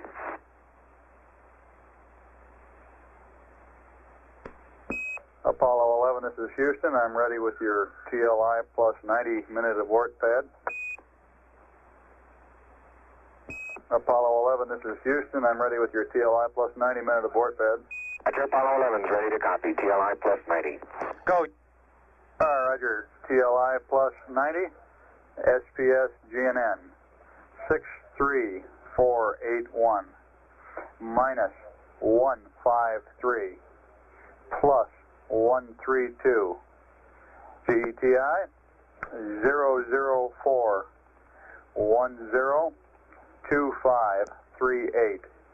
Noun 81 minus 04761 plus 00001 plus 53361. Roll 180 193 000. HA is NA plus 00203 53573 633 53349er. Sextant star 33 1578 122. The Borside star is not available. Latitude minus 0252 minus 02580 11887 34345 016 0350. GDC align Vega and Deneb. Roll 071 291 341. No LH. Undocked. And I have your P37 for TLI plus 5 hours. Over. Go ahead, TLI plus 5. Roger. P37 format, TLI plus 5. 00744 6485 minus 165 02506. Read back, over. Roger, TLI plus 90, SPS GNN 63481 minus 153 plus 132 004 102538 minus 04761 plus 00001 plus 53361 180 193 000. Not applicable, plus 00203 53573 633 53349 33 1578. 122. Not available. Minus 0252. Minus 02580. 11887. 34345. 016. 0350. Vega and Deneb 071. 291 341. Knowledge undocked. D37 TLI plus 5.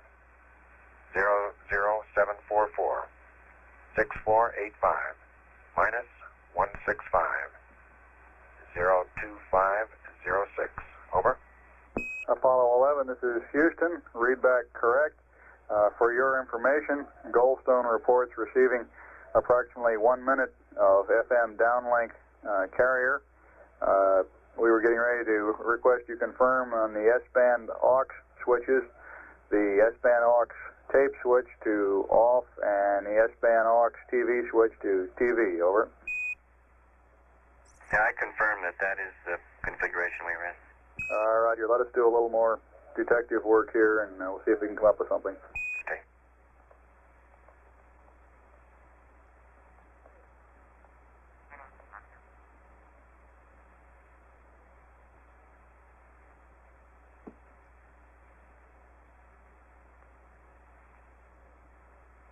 Houston, Apollo 11 is ready to go ahead with the extended docking probe and ready to go with the RCS hot fire when you're ready to monitor. Over.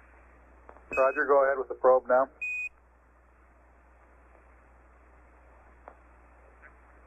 Roger.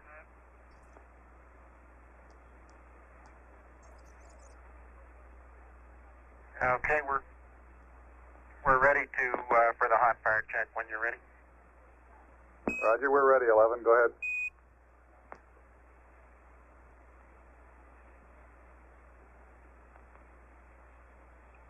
Roger, here's the pitch. 11, this is Houston. We're seeing the pitch hot firing, and it looks good. Roger, be advised that we are unable to hear him. Roger, we copy. Have you seen all three axis fire? We've seen pitch and yaw. We have not seen roll to date. Okay, I'll put in a couple more rolls.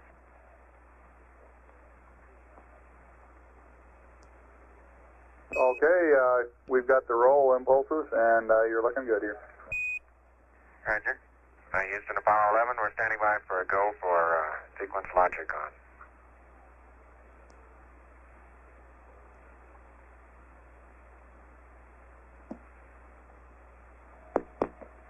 Apollo 11, this is Houston. Go ahead, and we'll watch you on TM. Okay, sequence logic, 2 of them.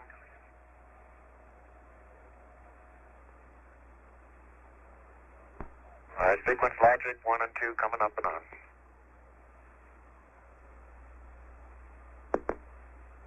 Apollo 11, this is Houston. You are go for pyro arm. Roger, thank you.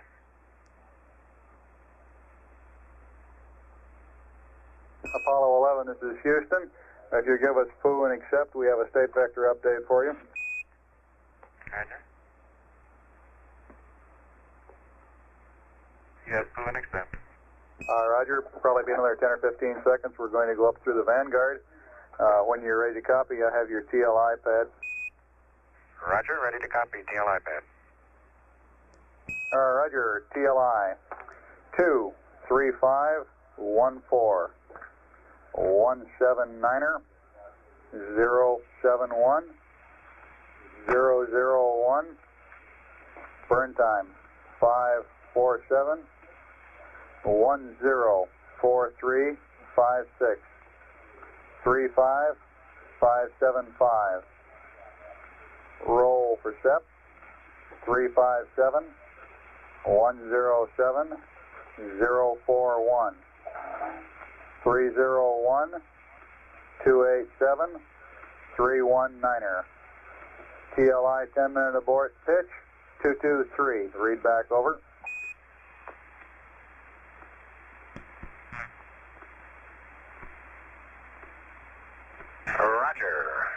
TLI pad. 23514. 179er. 071 001. 547 10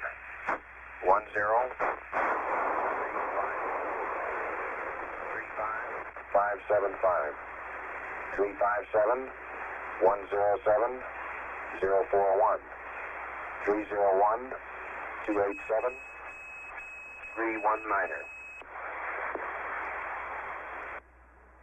TLI 10-minute abort, pitch 223, over.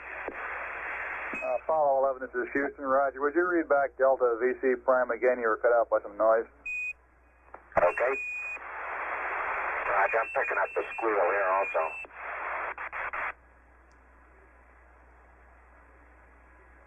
To VC, 104356, over. Apollo 11, this is Houston. Read back correct, out.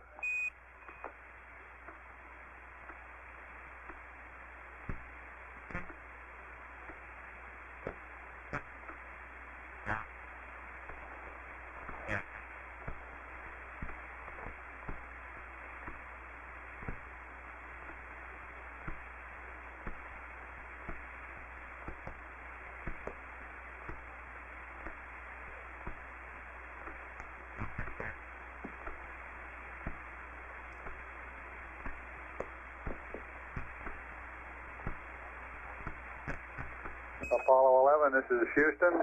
We've completed the uplink. The computer is yours. You can go back to block. Would you verify that you have extended the probe, over? Roger, that's verified. The probe is extended. Roger, about 2 minutes to LOS on the stateside pass. AOS Canaries at 15013, over. Roger, 150.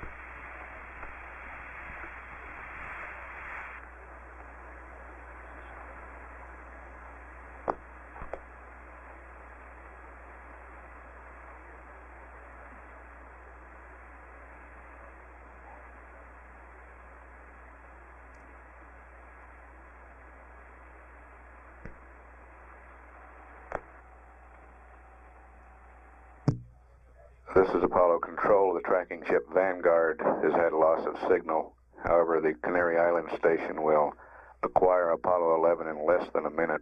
We'll continue to stay up live through the Canary station. The ignition time for the Translunar Injection burn, an elapsed time of 2 hours, 44 minutes, 14 seconds. Duration of the burn expected to be 5 minutes, 47 seconds. We're acquiring at Canaries now. We'll stand by.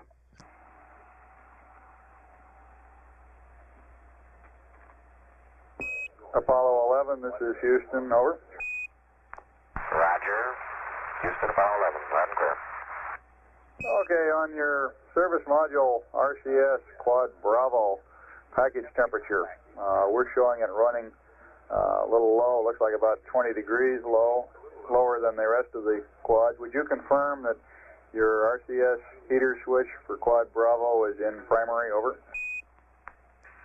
You're correct. It was not in primary. It was off. It's on now. Thank you. Roger, thank you.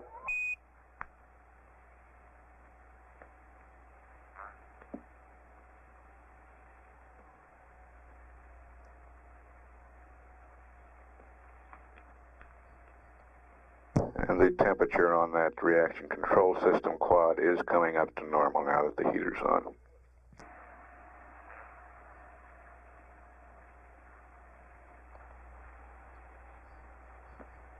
Apollo 11, this is Houston, over.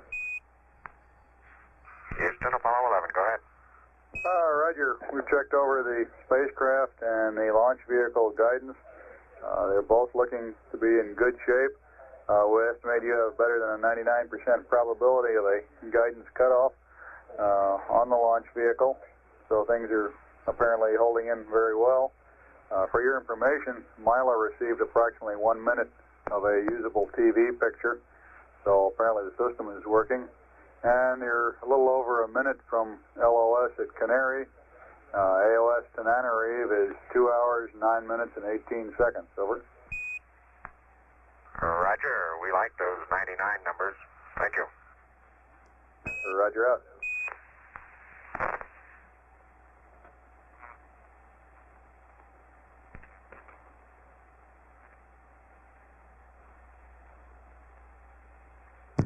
This is Apollo Control at 1 hour 55 minutes into the mission. Canaries has loss of signal. We were unable to use the 1 minute of TV time from the Mila station. There is no longer a converter at Mila. The one formerly there has been sent to the Australian station. Tenerife will acquire Apollo 11 on its second orbit of the Earth at 2 hours, 9 minutes, 18 seconds. We expect the Translunar Injection burn at 2 hours, 44 minutes, 14 seconds. Duration of 5 minutes, 47 seconds. And the delta V, or the velocity that we will add to the spacecraft, of 10,435.6 feet per second. We'll come back up at Tenerife acquisition. This is Mission Control, Houston.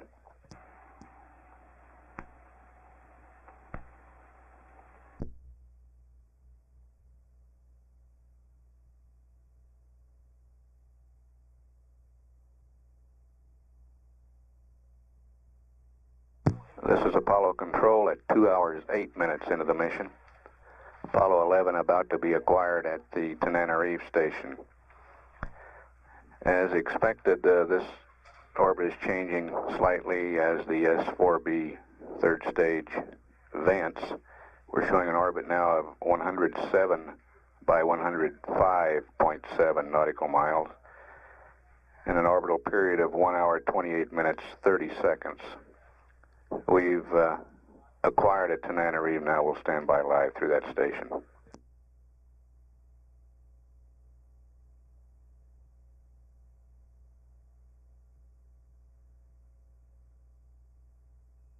Apollo 11, this is Houston through Tenerife. How do you read?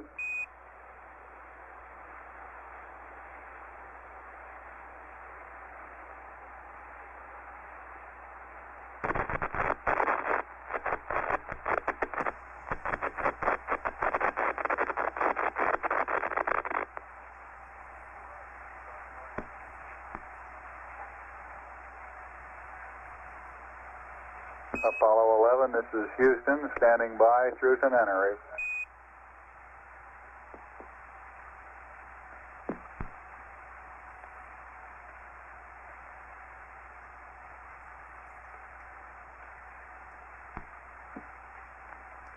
10 in a reef, Houston, contact net 1.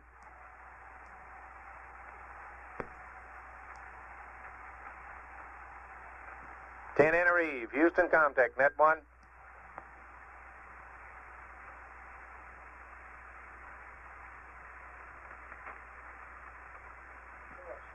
Got her voice, Houston, contact net 1. Got it, voice. Reading you loud and clear. Roger, we can erase 10 in a reef. Houston, contact the Tenerife. Roger, 10 in a reef. Are you receiving Capcom's voice, and are you uplinking it? Negative. Roger. Monitor again, and I'll have Capcom make one more transmission. Roger.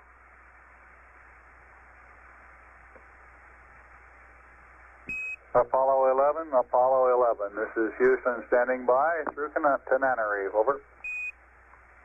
Houston, Apollo 11, right? All right, you're reading you loud and clear.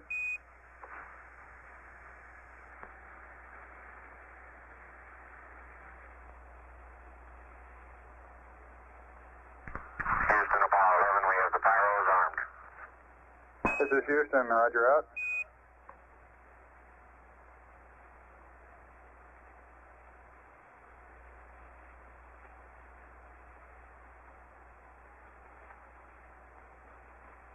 Apollo 11, this is Houston, 1 minute to LOS Tenerife, AOS at Carnarvon, 22530.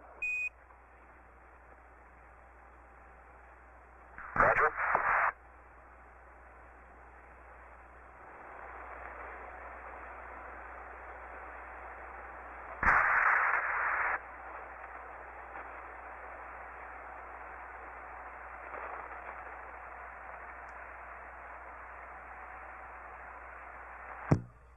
This is Apollo Control at 2 hours 16 minutes.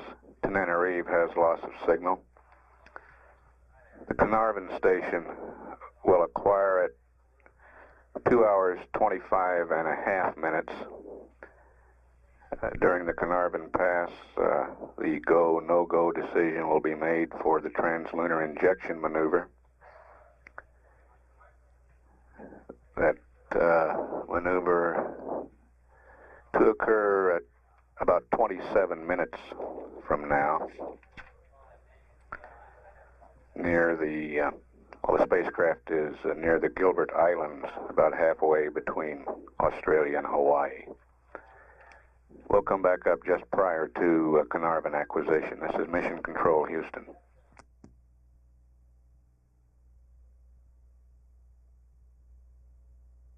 This is Apollo Control at 2 hours 25 minutes, and Carnarvon has acquired Apollo 11.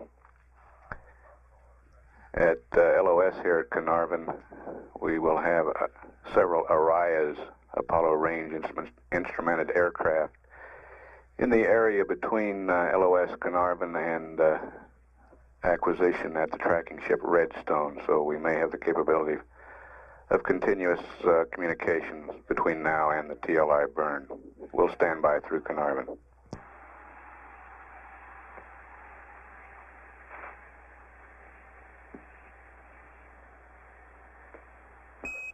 Apollo 11, this is Houston, through Carnarvon, radio check, over.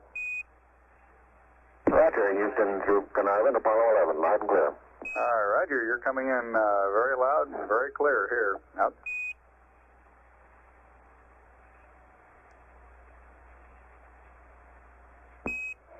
Apollo 11, this is Houston. You are go for TLI, over.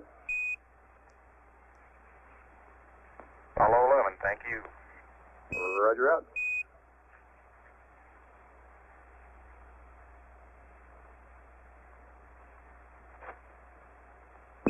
Apollo 11, this is Houston, over.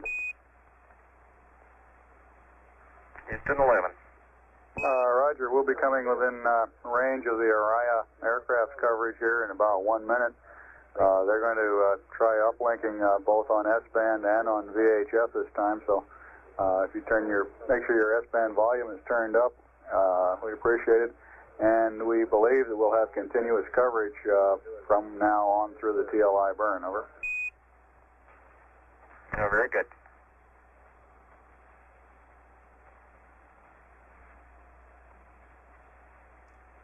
Apollo 11, this is Houston through Araya 4, radio check, over. Houston, we read you strength 4 and all tracking. Roger, we're reading you strength 5, readability of 3, should be quite adequate. Apollo 11, this is Houston. We're reading you readability about 3, strength 5, sounds pretty good, over. Roger, we got a little static in the background now.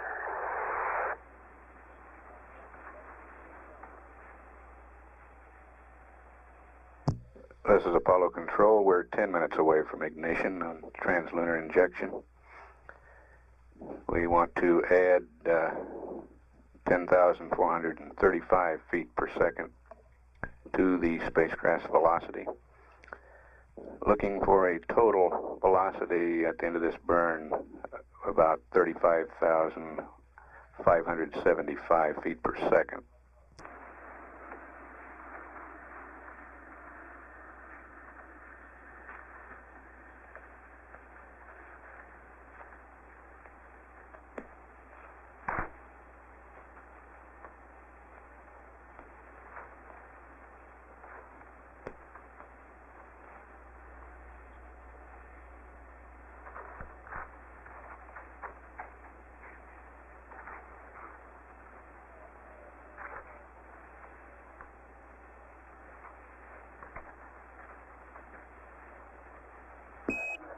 Apollo 11, this is Houston through Araya 3, radio check, over.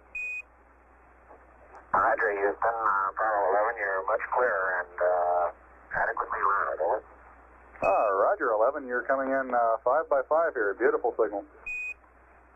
That's a lot better than that static we had previously. Okay.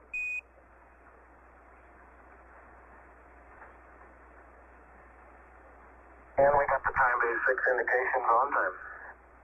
This is Houston, roger, out.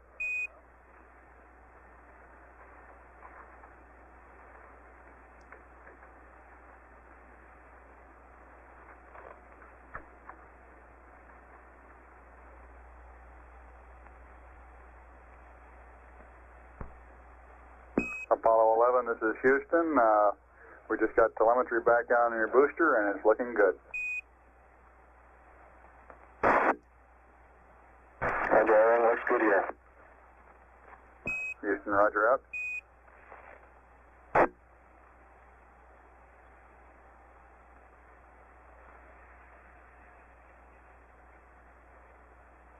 It's Apollo Control. We're 2 minutes from ignition now.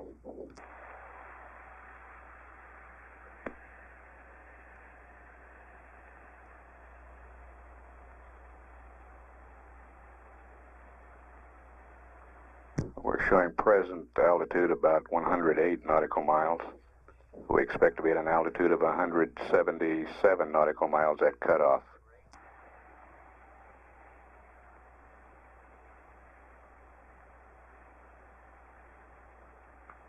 Present velocity 25,560 feet per second. And we're a minute from ignition. Apollo 11, this is Houston. Slightly less than 1 minute to ignition and everything is go. Roger.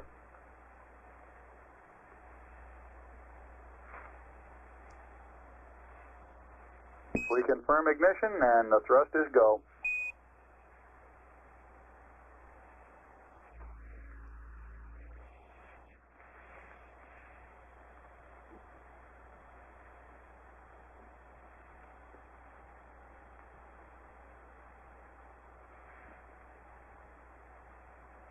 Guidance looking good.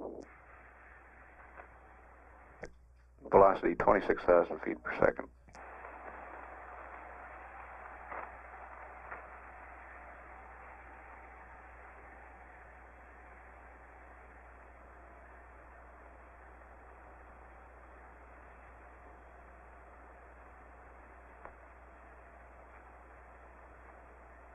Apollo 11, this is Houston at 1 minute. Trajectory and guidance look good and the stage is good, over. Apollo 11, roger.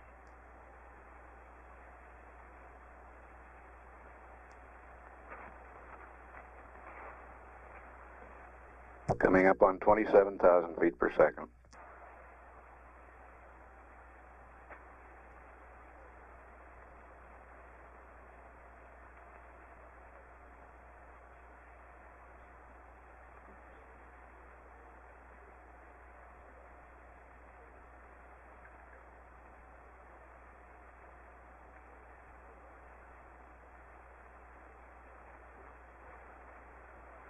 Telemetry and radar tracking both solid. Velocity 27,800 feet per second.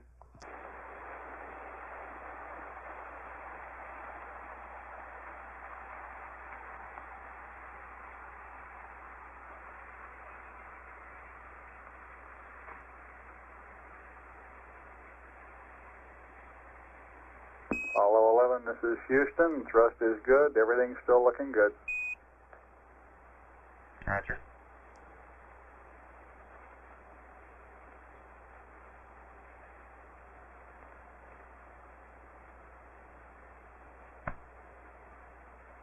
We're 2.5 minutes into this burn. Still have another 3 minutes to go.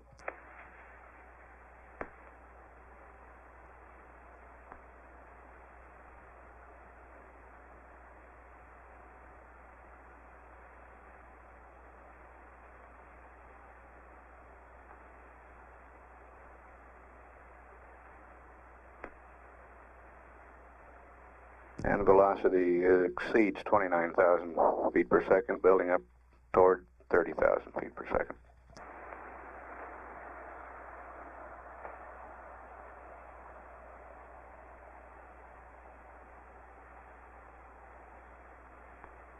Present altitude 115 nautical miles.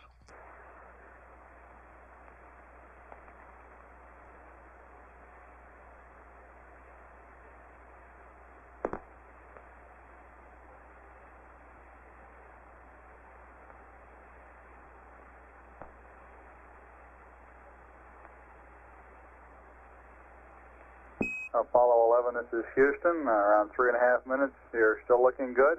Your predicted cutoff is right on the nominal. Roger, Apollo 11's go. 31,200 feet per second now.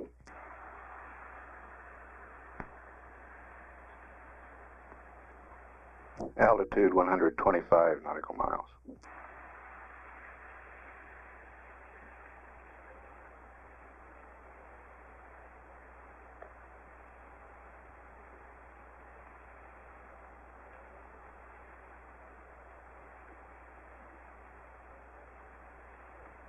Velocity 32,000 feet per second, altitude 130 miles.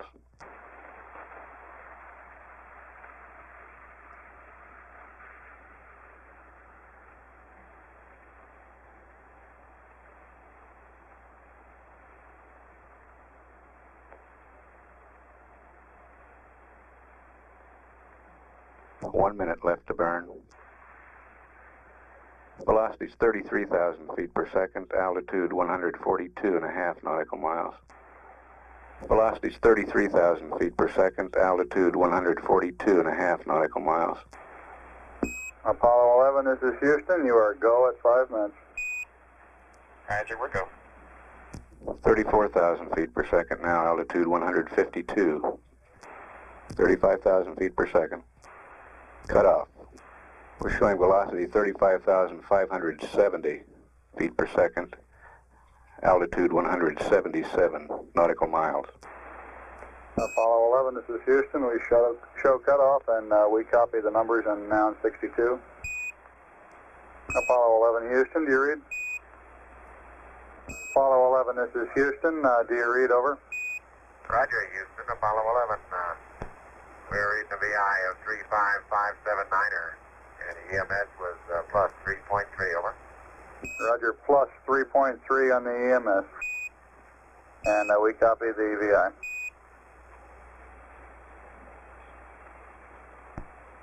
And Houston, Apollo 11, that Saturn gave us a magnificent ride. Roger, 11, we'll pass that on, and it certainly looks like you're well on your way now.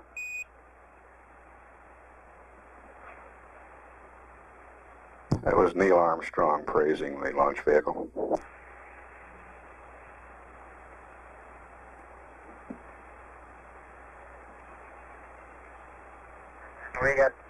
We have no complaints with any of the 3 stages on that ride. It was beautiful.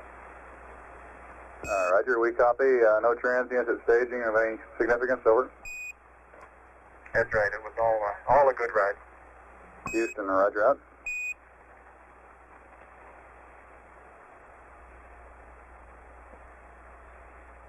Apollo 11, this is Houston. For your information, we expect the maneuver to separation attitude to begin at 3 plus 05 plus 03 and to be completed at plus 09 plus 20. Separation at 3 plus 15 plus 00.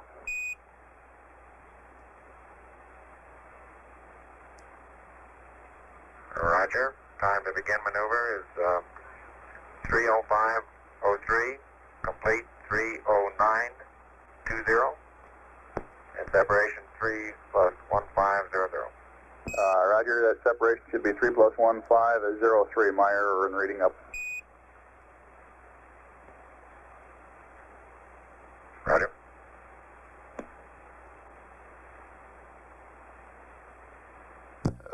This is Apollo Control, the velocity falling off now. Immediately after shutdown, we're showing 34,000 feet per second now, but the altitude building, 512 nautical miles. Apollo 11, this is Houston. All the booster functions are proceeding normally. The sequencing is in good shape, and it doesn't look like they're having any problems at all, over. Roger.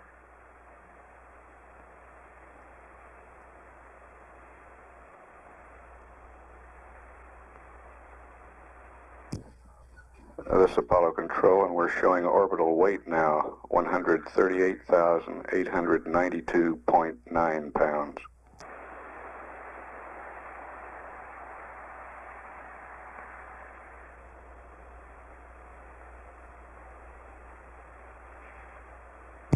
This is Apollo Control at 3 hours into the mission. Velocity now 31,214 feet per second. Apollo 11's distance from Earth, 1,245 nautical miles.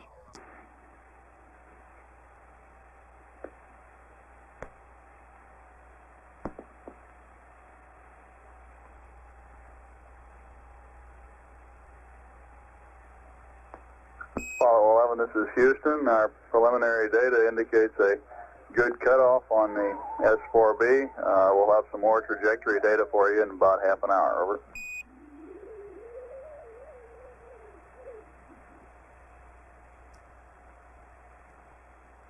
This is Apollo Control. The S-4B has started its maneuvering to the separation attitude.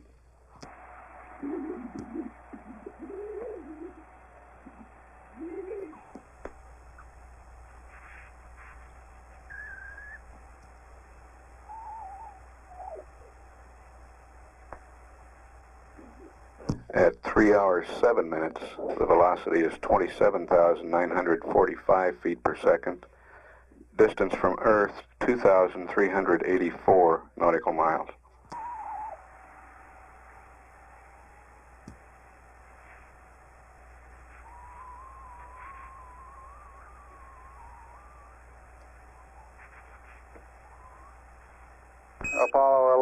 Apollo 11, this is Houston, over.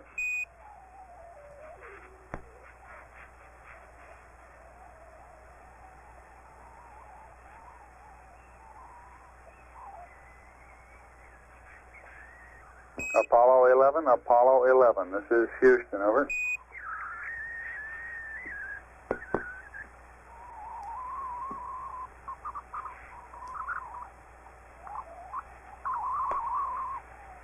Hello, Houston, this is Apollo 11. I'm reading you loud and clear. Go ahead, over.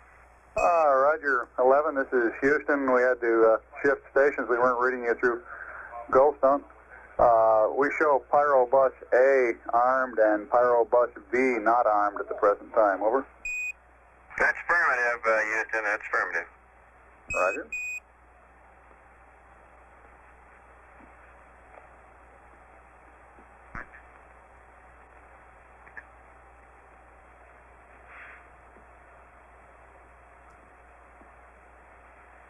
The S-4B has completed its maneuver to separation attitude.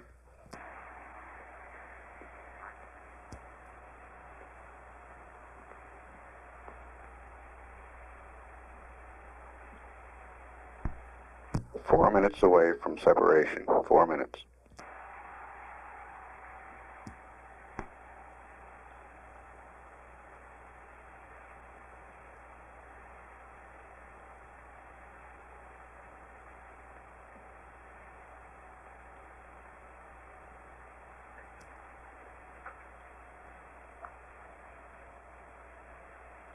At 3 hours 11 minutes into the mission, velocity 26,314 feet per second. Distance from Earth 3,140 nautical miles.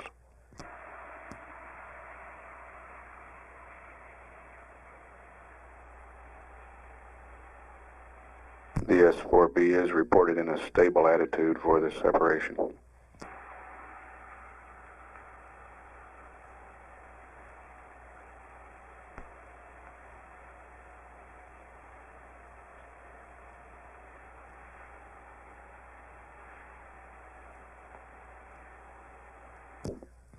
Rates are less than 1/10 of a foot per second in all axes.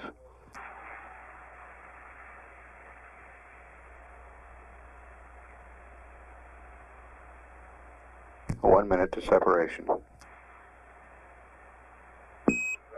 Apollo 11, this is Houston. Your go for separation. Our system's recommendation is arm both pyro buses, over. Okay, Pyro B coming armed. My intent is to use bottle primary 1 as per the checklist, therefore I just turned day on. Roger, we concur with the logic.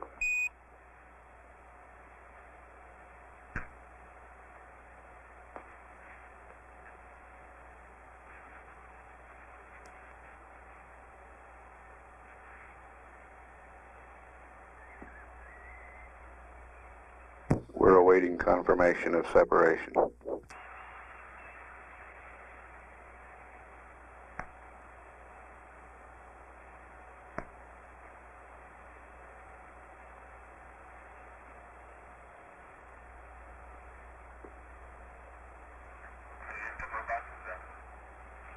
This is Houston, we copy.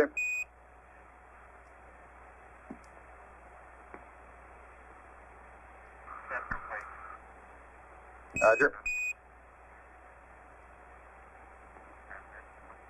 We confirm the separation here on the ground.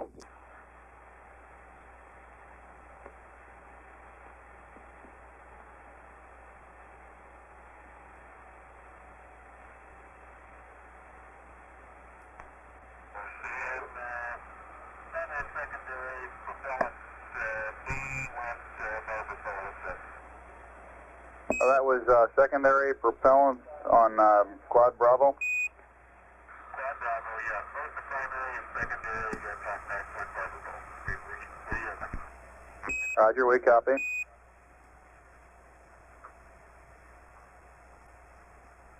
He's stand by.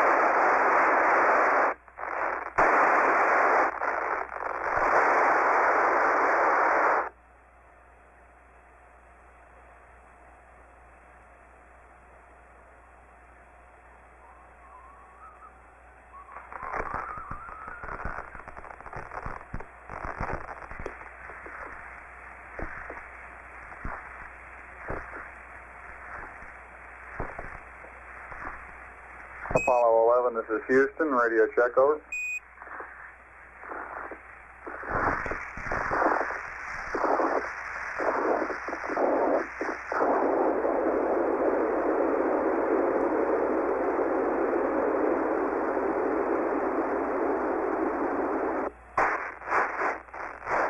The Goldstone station reports a very weak signal.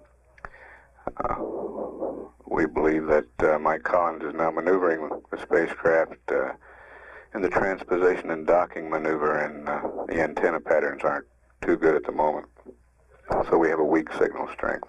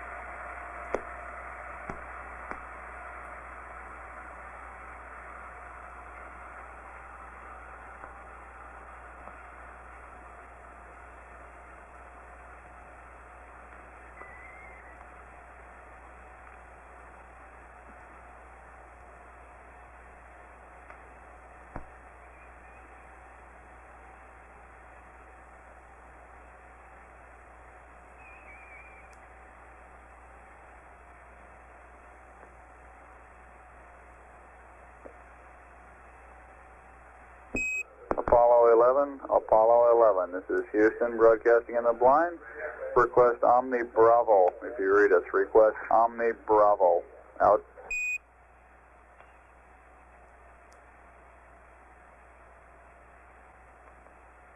Apollo 11, this is Houston, how do you read?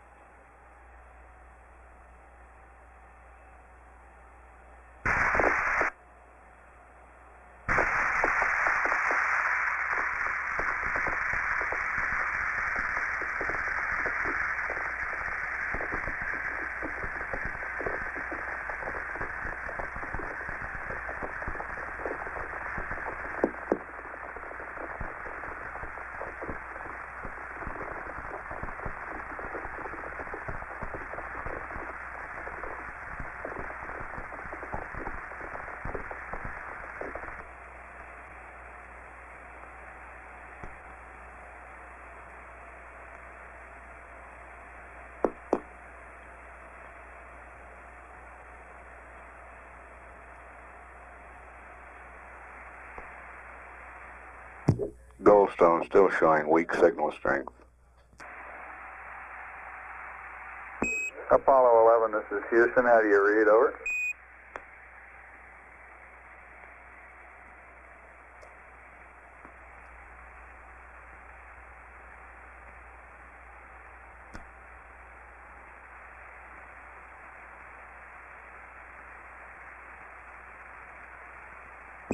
Apollo 11, this is Houston, do you read, over?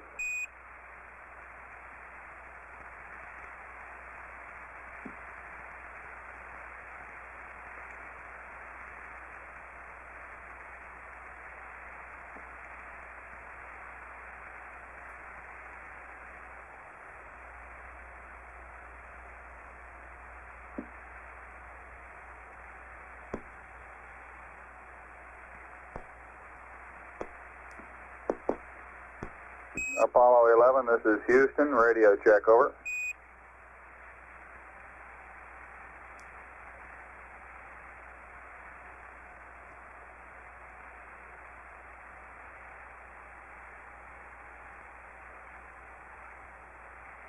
Apollo 11, this is Houston, radio check, over.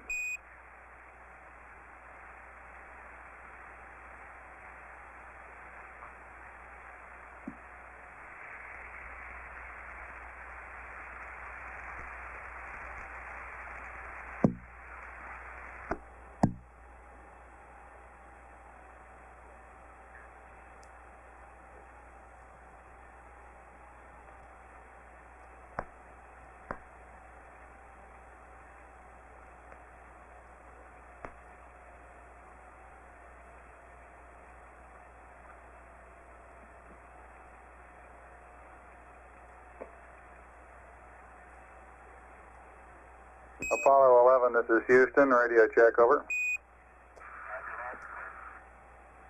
Roger, we're copying you about 5 by 2, very weak. Can you give us a status report, please?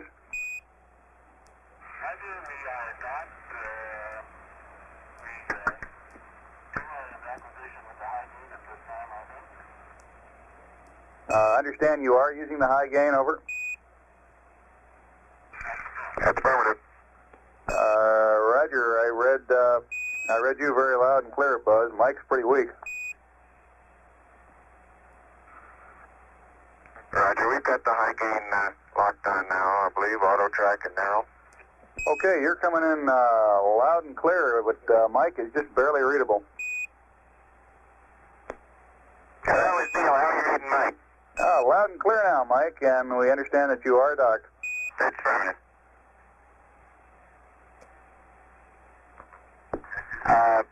Houston, CDR, how do you read distance? 11 CDR, loud and clear, Neil. Okay.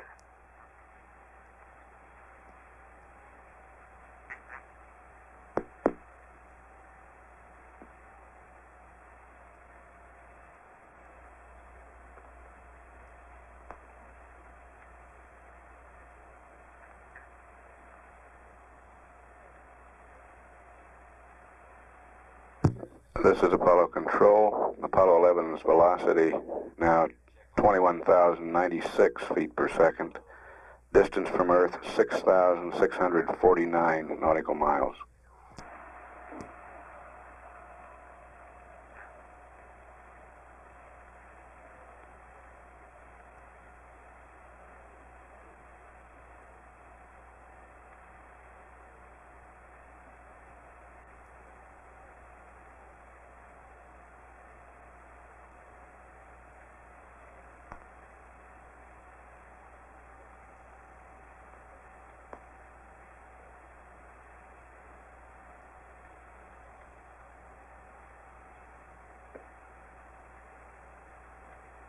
Hi, 11, this is Houston, over.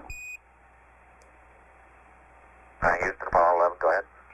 Roger, when you commented on the Quad Bravo problem at separation, you're a little weak. Could you go through what you did after you noticed the talkback's barber pole again, please?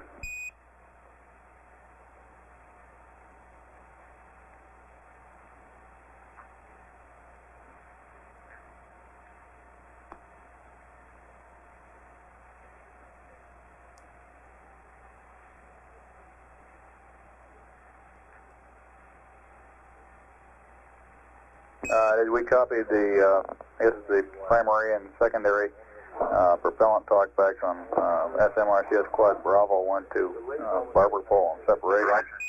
Roger, that is affirmative, and we moved that switch to the open position, and they went back to gray, over. Roger.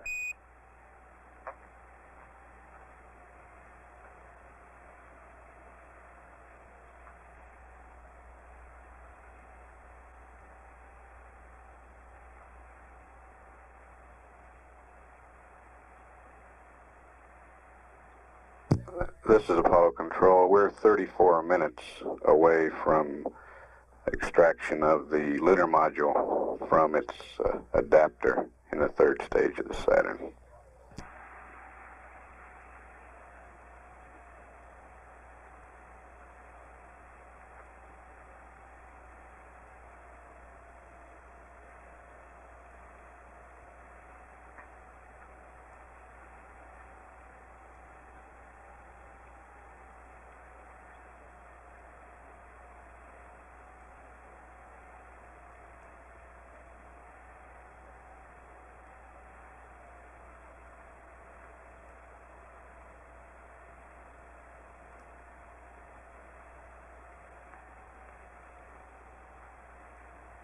The crew has started pressurizing the limb.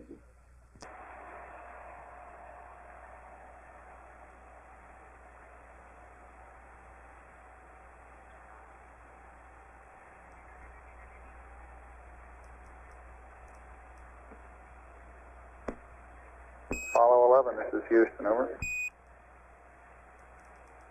Roger, Houston, Apollo 11, go ahead. Roger. Could you give us some comments on how the transposition and docking went? Over.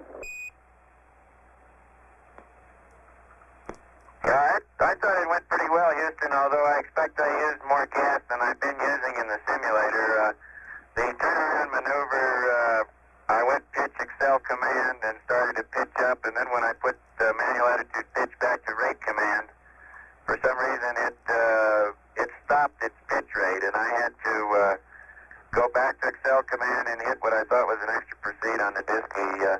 Then during the course of that, we drifted slightly further away from the S-4B than I expected. I expected to be out about 66 feet. My guess would be I was around 100 or so, and therefore I expect I used a bit more coming back in. But except for using a little more gas, and I'd be interested in your numbers on that, everything went nominally. This is Houston. Roger, we copy.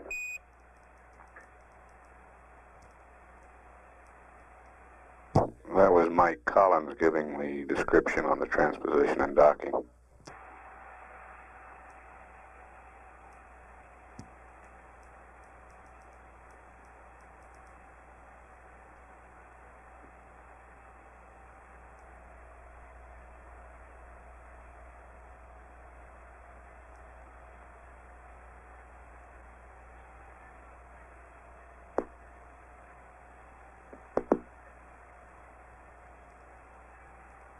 Apollo 11, over. Go ahead, 11. Right, we're working on the pressurization of the limb now and working off the decal DSM limb pressure equalization. And we're down to step 13 where we're waiting for the cabin pressure to be 5, or it should be roughly 5, before we turn the repressed package O2 valve to fill.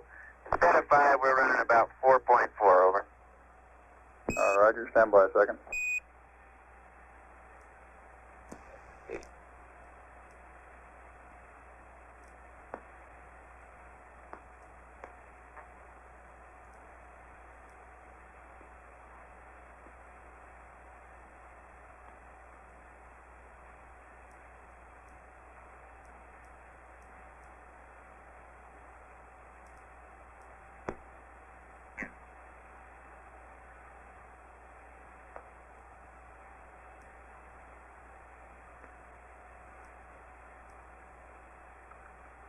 And Houston, Apollo 11, we did put the repressed package O2 valve to fill momentarily there in step 13, and we have filled the bottles back up partially.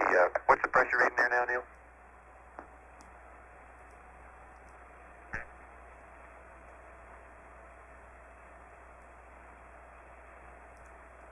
Yeah, we have about 450 psi now in the 3 1-pound bottles. Roger, stand by a second, please. Roger, standing by, and the repressed package valve is now in the off position. What's the cabin pressure now, bud? Cabin pressure is now 4.5.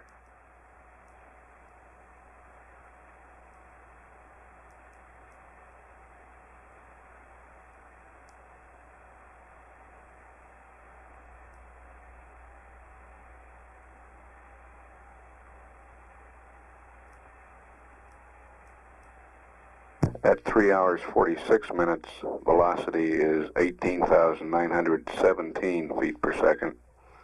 Distance from Earth, 9,002 nautical miles.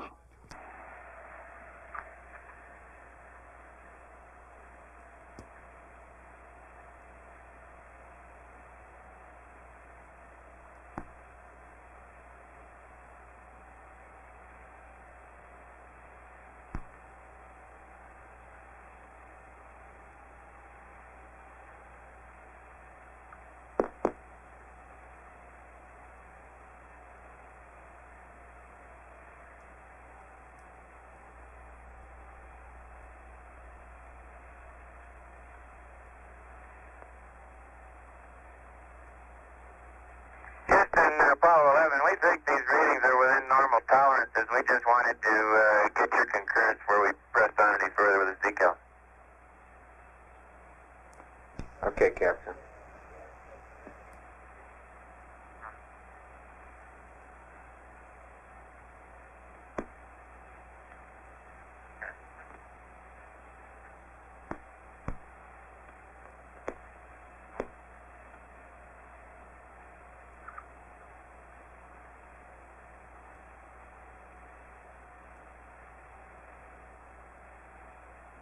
Houston, Apollo 11, how do you read? Apollo 11, this is Houston. Go ahead. LEM looks to be in pretty fine shape. About all we can see from here. Okay, in reference to your question on this step 13 on the decal, I understand that you have used up the contents of the repress O2 package, and at that time, instead of being up to 5 psi, you were reading 4.4. Is that correct? Okay, 4-4, yes, sir. Okay, and you want to know if you can go ahead and use additional oxygen to bring the command module up to 5.0 and continue the equalization? Over. Yeah, we think it's within normal tolerances, Bruce. We just wanted to get your concurrence before we press on with this procedure.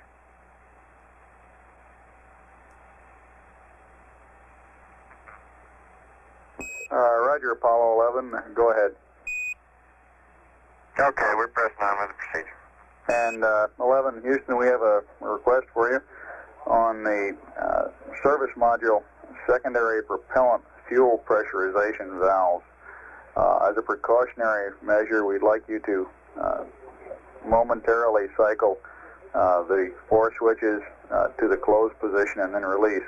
As you know, we have no TM or talkback on these valve positions, and it's conceivable that one of them might also have been moved into a different position by the shock of separation. Over. Okay, good idea. That's being done. Houston, roger out.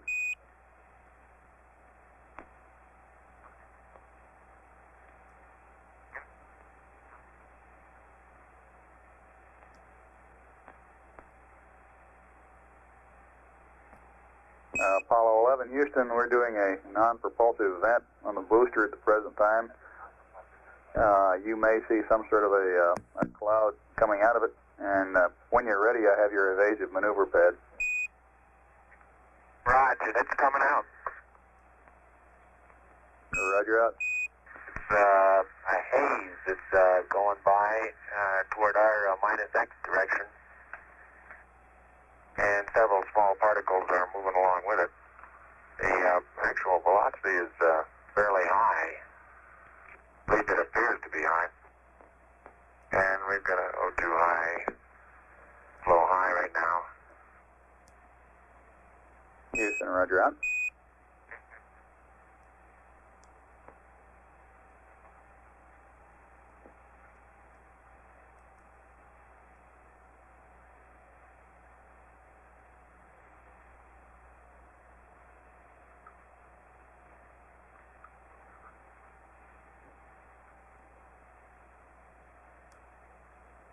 And Houston, you might be interested to doubt my left-hand window right now. I can observe the entire continent of North America, Alaska, over the pole, down to the Yucatan Peninsula, Cuba, northern part of South America, and then I run out a window. Roger, we copy. That was Neil Armstrong with that report.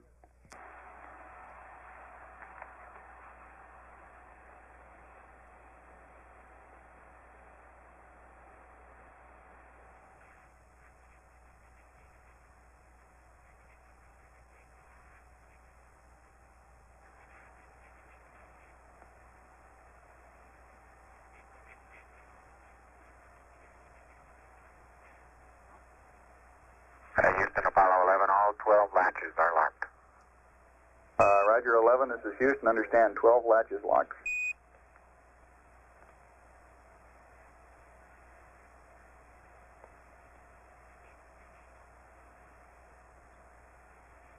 That was Buzz Aldrin reporting that all 12 of the latches in the docking mechanism had locked.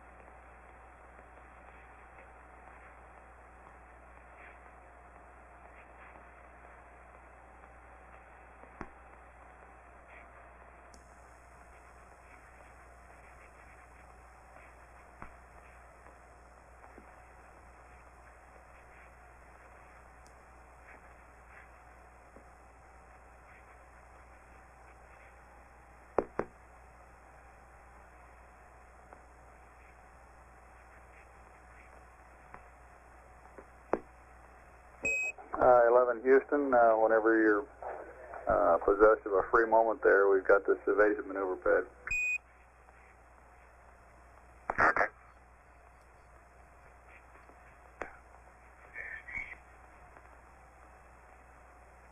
Go ahead, Houston. Apollo 11, ready to copy. Apollo 11, this is Houston. Evasive maneuver, SPS GNN 63481 plus 095 minus 020. GETI 004 40 0100 plus 00051 plus all balls plus 00190. Roll is your option. Pitch 213357. Noun 44 is NA.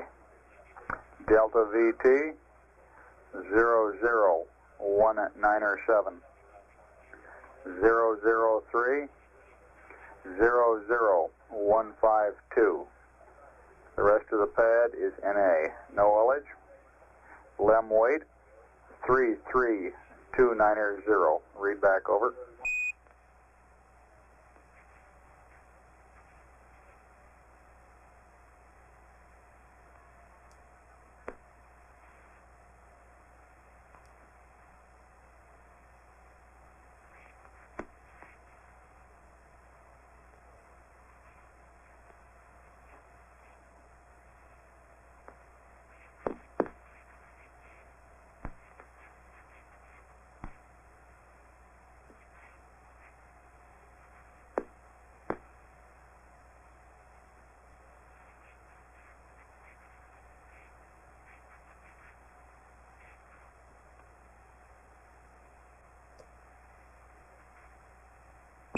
Apollo 11, this is Houston, standing by for your read back, over.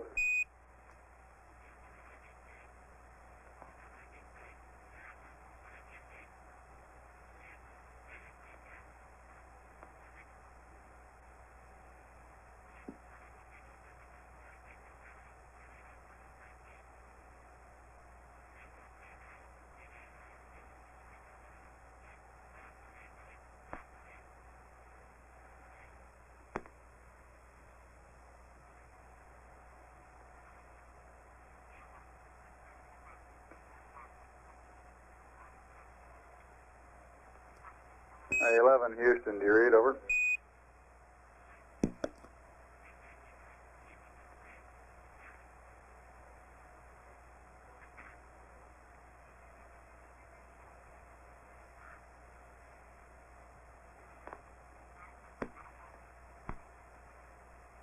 Apollo 11, this is Houston, do you read, over? All of a sudden there, we had a little click and the signal strength began to start dropping off. Your transmissions were cut off very abruptly. How do you read now? Roger, loud and clear. We had a handover to Madrid about the time I was, I guess, halfway through the pad. If you could give me the last value you read, I'll pick up there, over. Okay, start with Delta VZ. Over. Roger, Delta VZ is plus 00190. Roll, your option. Pitch 213357. And noun 44 is NA.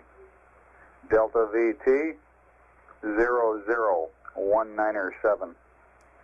003 00152.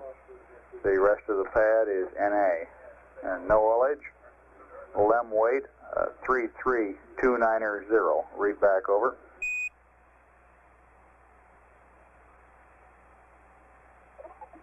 Roger, Houston, evasive maneuver, SPS GNN 63481 plus 095 minus 020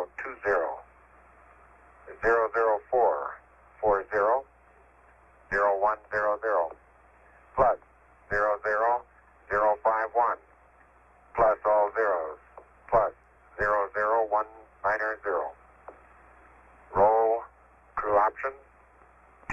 35357, NA 00197, 003, 00152. No haulage. LEM weight 33290, over. 11, this is Houston. Read back correct, out.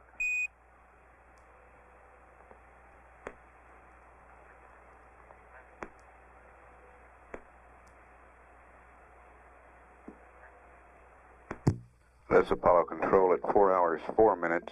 Apollo 11's velocity now is 17,014 feet per second. Its distance from Earth, 11,753 nautical miles. We're about 5 minutes away from ejection of the lunar module, and about 35 minutes away from this evasive maneuver. The ignition time on the evasive maneuver, an elapsed time of 4 hours, 40 minutes, 1 second. It will be a service propulsion system burn of 3 seconds duration, delta V 19.7 feet per second.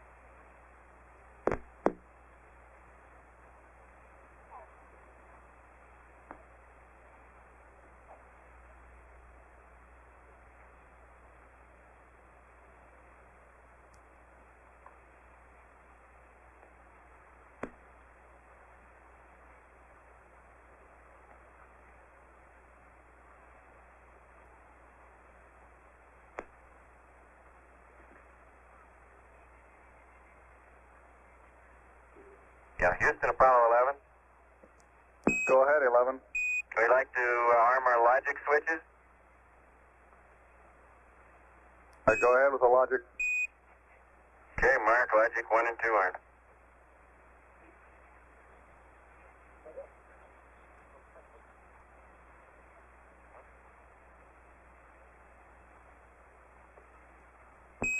Roger, we show the logic arm and your go for pyro arm.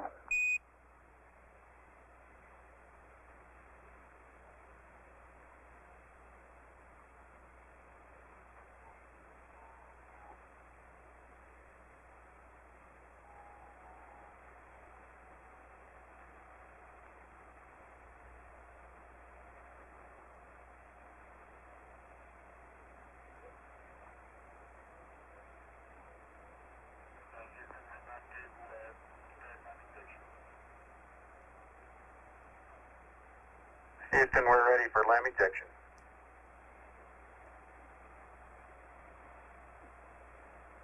Roger, go for LEM ejection. Thank you.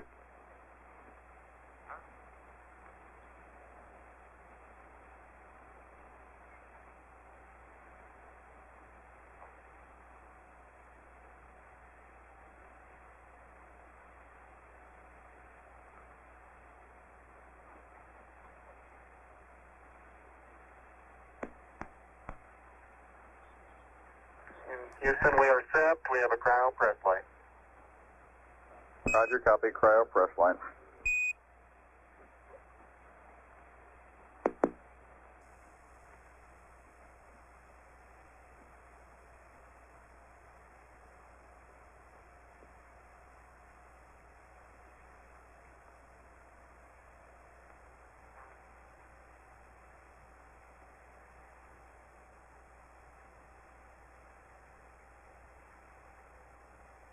Roger 11, we recommend you turn the O2 fans on manually and ensure that the O2 heaters are in the automatic position. Roger, O2 heaters are on and we're going to cycle the O2 fans now. Roger, O2 heaters to auto, or you can watch them in the on position, and O2 fans manual on.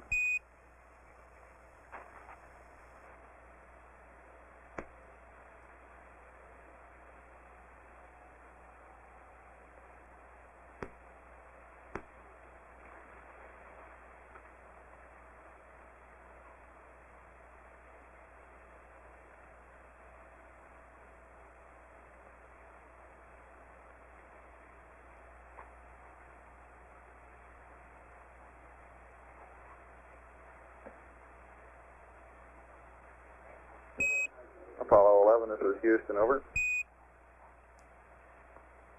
Houston, Apollo 11. Roger. In reference to your question on RCS usage, it looks like you're about 18, maybe 20 pounds below nominal at the present time. No problem at all, over.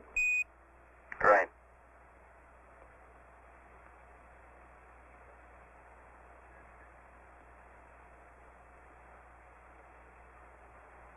Wanted to be 18, 20 pounds above nominal, babe. Sorry about that.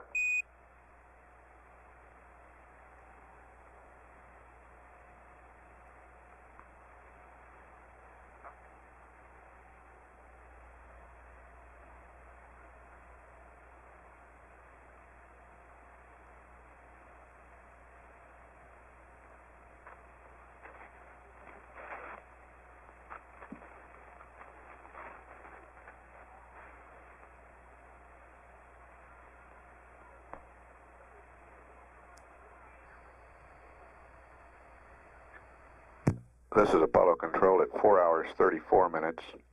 Apollo 11's velocity is 14,972 feet per second. Its distance from Earth is 15,895 nautical miles. Spacecraft weight, 96,760.9 pounds. We're about 5 minutes away from the evasive maneuver that will ensure there will be no problems of recontact between the spacecraft and the S-4B stage of the launch vehicle.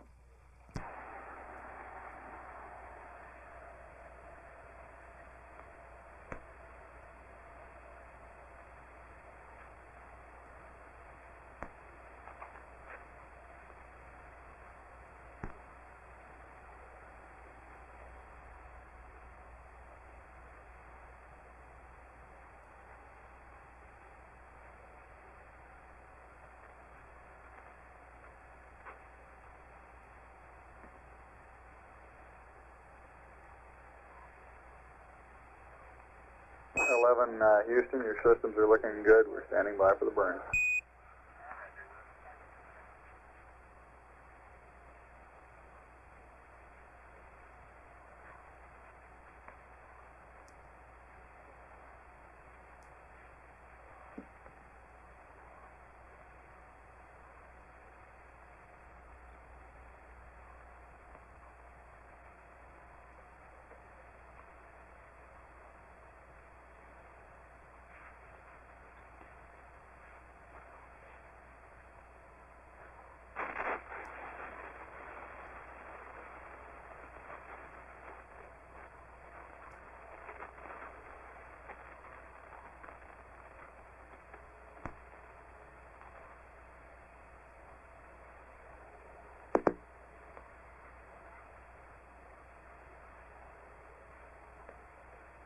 The duration of this burn will be 3 seconds.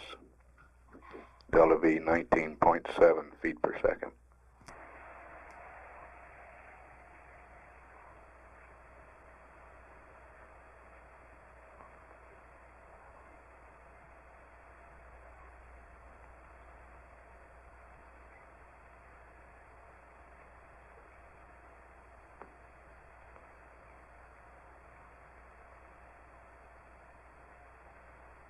Houston, Apollo 11, could you confirm that pitch gimbal motor number 1 turned off?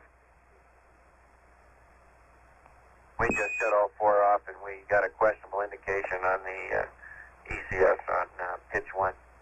Roger, stand by a second.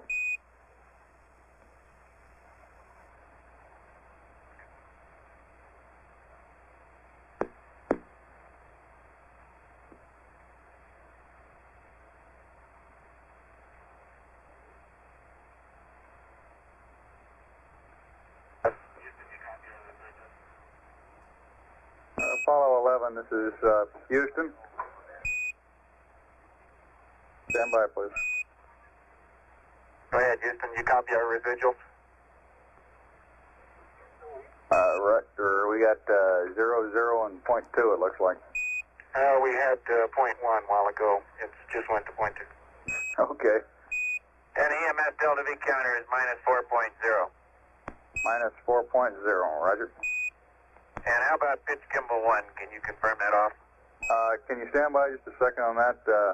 At the present time, we cannot confirm it off. We saw a current drop indicating that several gimbal motors had gone off. We'll be back with you in just a second on it, over. Okay. If necessary, we can recycle it.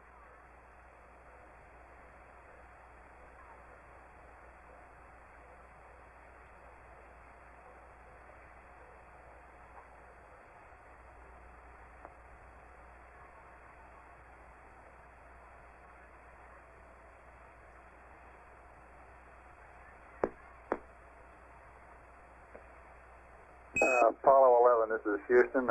If you go ahead and cycle pitch gimbal motor number 1 on and then off and give us a mark, and we'll tell you what we see, over. Okay, fine. It's coming back on. Ready, mark.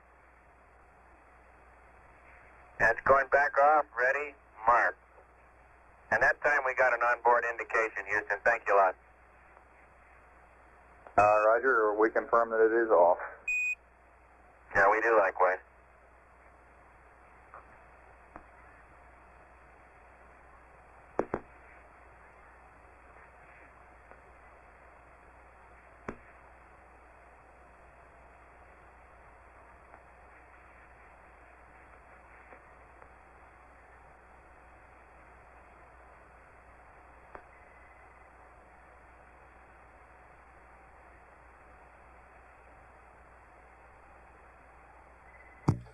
This is Apollo Control at 4 hours, 44 minutes. A news conference at the Kennedy Space Center is about to begin. We will take down the live circuits and tape air to ground during this news conference, play it back after the conference. This is Mission Control, Houston.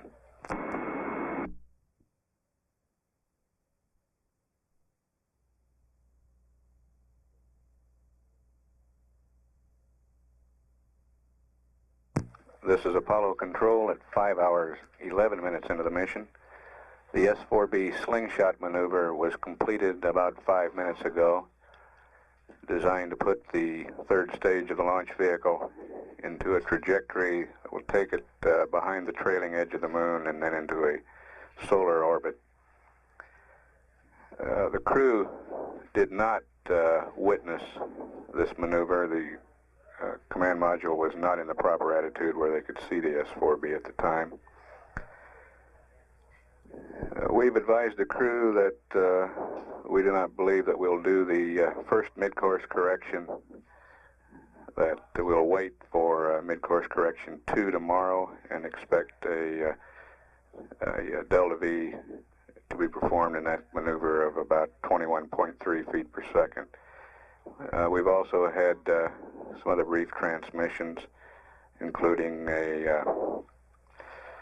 comments from Neil Armstrong on the view out the window and a weather report on the part of the world he can see.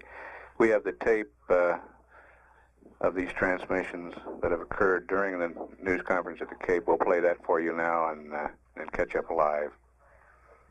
Houston, Apollo 11, we're starting our maneuver to observe the S-IVB Slingshot. Roger 11, we've got an updated attitude for you on the Slingshot observation. Okay, say the angles, please.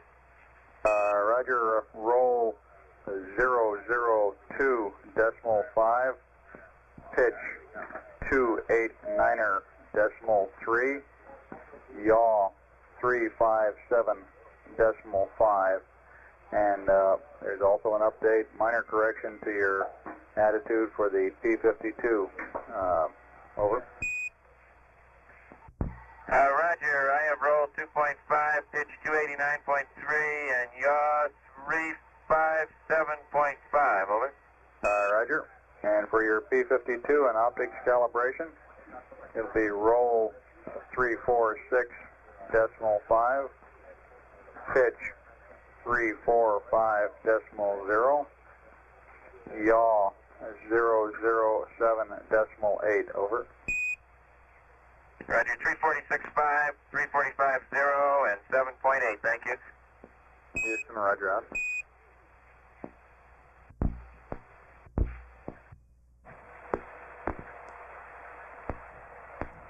Apollo 11, this is Houston, over.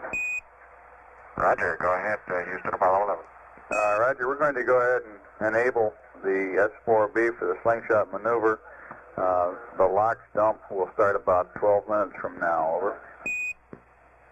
Okay, LOX dump about, I guess that'll make it about 01. All right, I'll try to give you a little closer update as we approach it. Alrighty. And 11, for your information, the magnitude of midcourse correction number 1, if we burned it, looks like about 17 feet per second. We're presently considering not burning it. This would make midcourse correction 2 tomorrow about 21.3, over. That sounds good to us. Roger, you're looking good down here. Yeah, we didn't have much time, Houston, to talk to you about our views out the window when we were preparing for limb ejection, but up to that time we had the entire northern part of the lighted hemisphere visible, including North America, the North Atlantic, and Europe and Northern Africa. We could see that the weather was good just about everywhere. There was one cyclonic depression in northern Canada and the Athabasca, probably east of Athabasca area. Greenland was clear, and it appeared to be we were seeing just the ice cap in Greenland. All North Atlantic was pretty good, and Europe and Northern Africa seemed to be clear. Most of the United States was clear. There was a low, looked like a front stretching from the center of the country up across north of the Great Lakes and into Newfoundland. Roger, we copy. I didn't know what I was looking at, but I sure did like it. Okay. I guess the view must be pretty good from up there. We show you just roughly somewhere around 19,000 miles out now. I didn't have much outside my window. Yeah, we'll get you into PTC one of these days and take turns looking.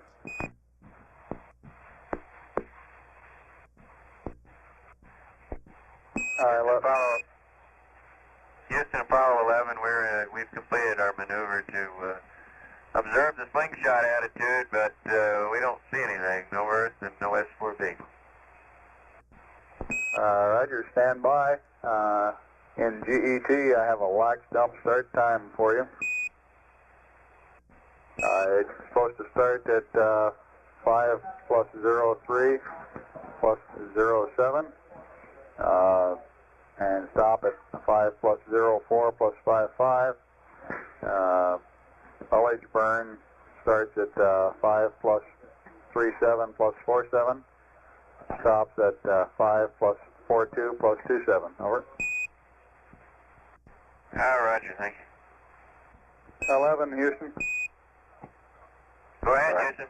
Roger, we now recommend the following attitude.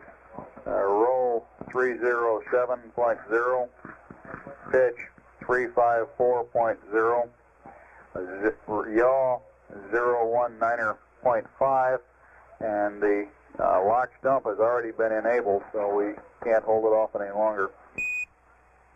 That's okay, go ahead. We'll maneuver around to 307, 354, and 19.5. Thank you. Roger.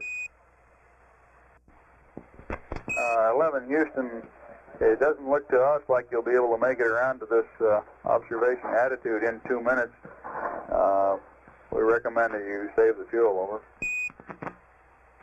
Okay, Houston, you got to it just a little late. Our maneuver has already begun, so it's going to cost us about the same amount of fuel to stop it, no matter where we stop it in. We may as well keep going. Roger, go ahead. 11, Houston, LOX dump initiated. 11 Houston, lock stop has been terminated, over. Roger. Roger, we still don't have the site. Roger, out. Apollo 11, this is Houston, over. Go ahead. Roger, if you'll give us accept and stay in poo, we'll set your trunnion bias to 0, and I have a plan for balancing your oxygen cryos, over. You got it. Roger. Houston, Apollo 11, we've got the, what appears to be the S-IVB in sight, I'd estimate a couple miles away. It's at a number 5 window, and the delta appears to be coming out of 2 radially opposite directions from the S-IVB. Roger. They're continuing with a non-propulsive vent from the liquid oxygen tank. It would be radially opposite there. And boosters tells me that it's the continuous vent system. They're also dumping a small amount of fuel at this time. You got about 23.5 minutes or so until the apps burn, over. Roger. 11 Houston, we have a recommended configuration for your cryo switches to even up the load between oxygen tanks 1 and 2, over. Okay, you're coming in very weakly there. We're recommending O2 tank 1 heater off, O2 tank 2 heater to auto, O2 tanks 1 and 2 fans both off, H2 tank 1 heaters to auto, and H2 tank 2 heaters to off, over. Roger, we have that, except the last one was H2 fans to off. Is that affirmed? H2. We have the configuration we have now is hydrogen heaters. We got 1 auto, 2 off. Oxygen heaters, 1 off, 2 auto, and we have all the fans off. This is Houston. Roger, we concur. Out. 11, this is Houston. We've completed the trunnion 0 bias setting. You can retrieve the computer and go to block. Roger that. Thank you. 11, this is Houston. We're just maneuvering to observe the slingshot. I guess we missed copying your LMCM Delta P reading, over. Stand by, we'll give you a reading. Roger. Right now, reading 0.2, Bruce. Roger, 0.2. Okay, Mike, and could you verify that your waste compartment valve is in vent there? Roger, waste compartment valve has been in vent for, I guess 45 minutes. So. Roger, we copy. If we're late in answering you, it's because we're munching sandwiches. Roger, I wish I could do the same here. Don't leave the console. Don't worry, I won't. Flight doesn't like it. How is flight today? Oh, he's doing quite well. This is Apollo Control at 5 hours 22 minutes. We're back live now. The Delta P you heard discussed is the difference in pressure between the LEM and the command module, cabin pressure. Apollo 11 coming up on 22,000 miles distance from the Earth now. Velocity 12,914 feet per second.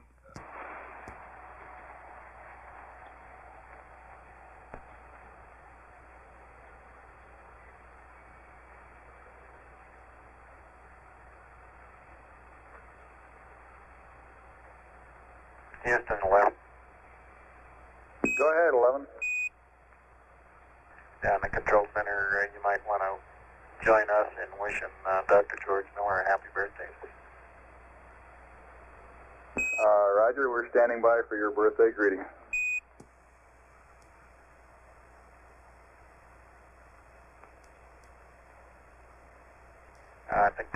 also the birthday of California, and I believe they're 200 years old. We send them a happy birthday, and I think it's Dr. Miller's birthday also, and I don't think he's that old.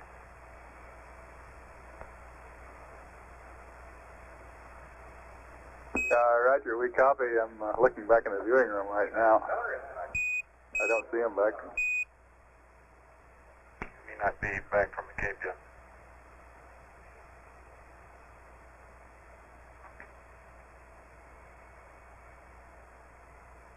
Roger, I believe Dr. Miller's on his way back from the Cape. We'll relay his greetings for you. Thank you.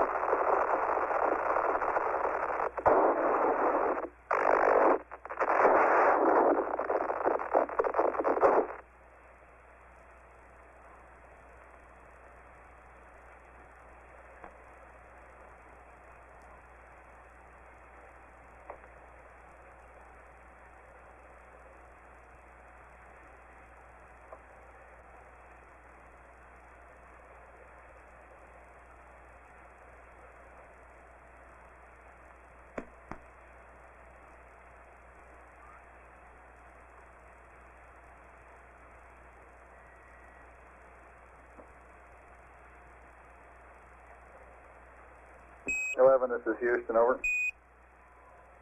Go ahead, Houston. Roger, at your convenience, we'd like to get a wastewater dump to 25% remaining. After completion of this one, the next wastewater dump will be at about GET equal to 25 hours, over. Coming on right now. Roger.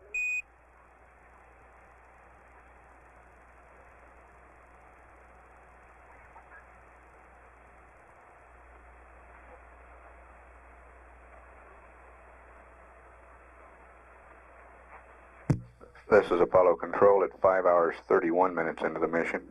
Apollo 11's velocity now 12,637 feet per second. Distance from Earth 22,971 miles. Spacecraft weight 96,573 pounds.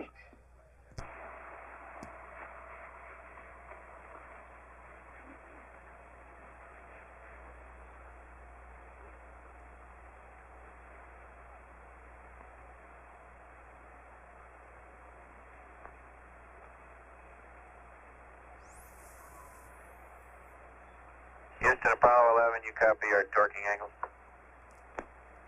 Roger, leave them on there for another second, please. Will do.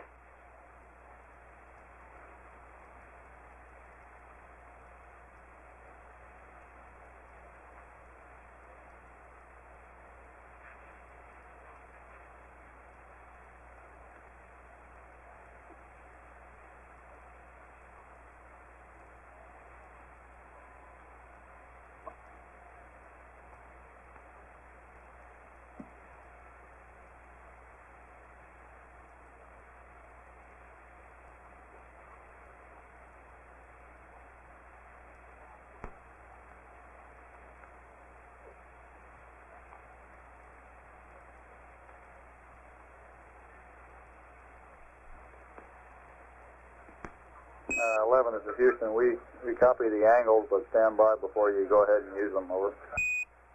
Standing by. 11, Houston, we request that you redo P52, and if the angles come out the same magnitude, go ahead and incorporate them, over. Okay, we'll do it. They look a little large right now. Yeah, roll looks a little large, especially. Roger.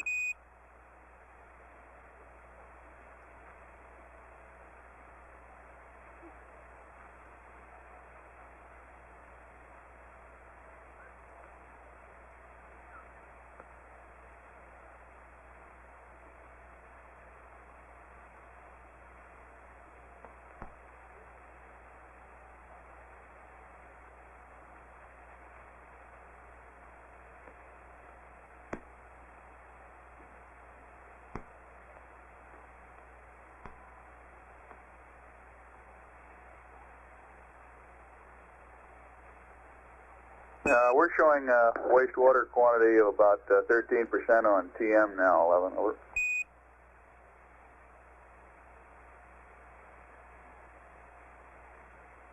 Roger, it's off now. Roger, we copy.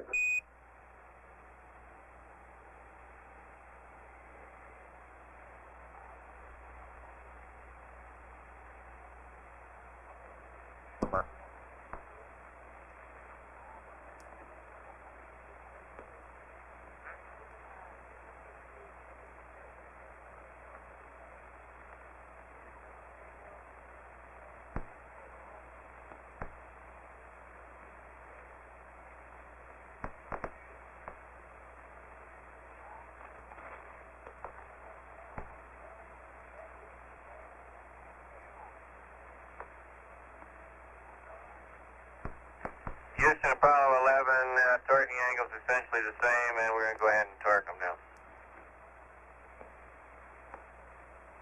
Roger, we concur. Okay.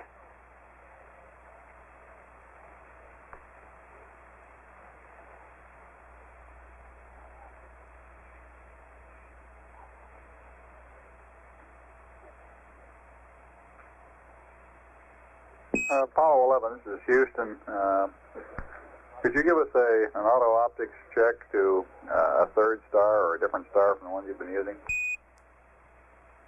Sure, be glad to. I can go back and do the whole thing and pick different stars. I don't think there's any need to do that. We'd just like to confirm it with a different star, since that roll angle was a little larger than we expected. Okay.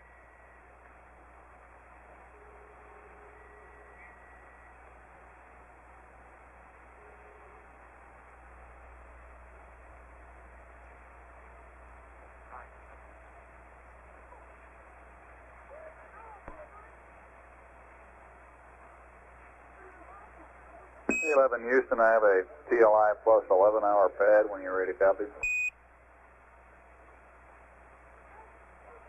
Wait one.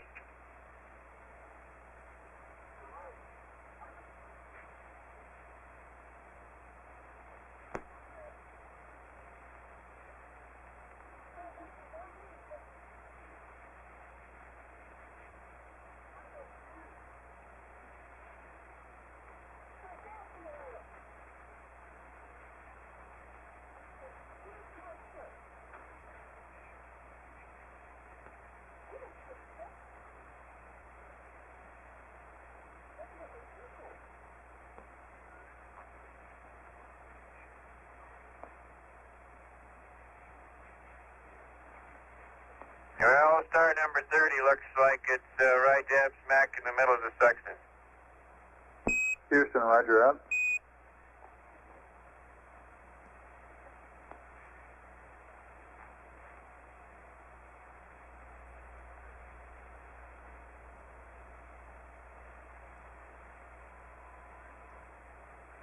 Apollo 11, ready to copy. Roger, 11. This is a TLI plus 11-hour P37 format. 01344 4793 minus 165 04923. Read back over.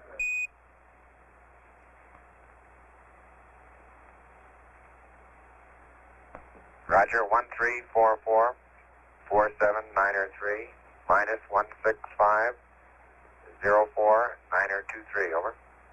This is Houston. Read back correct. Out.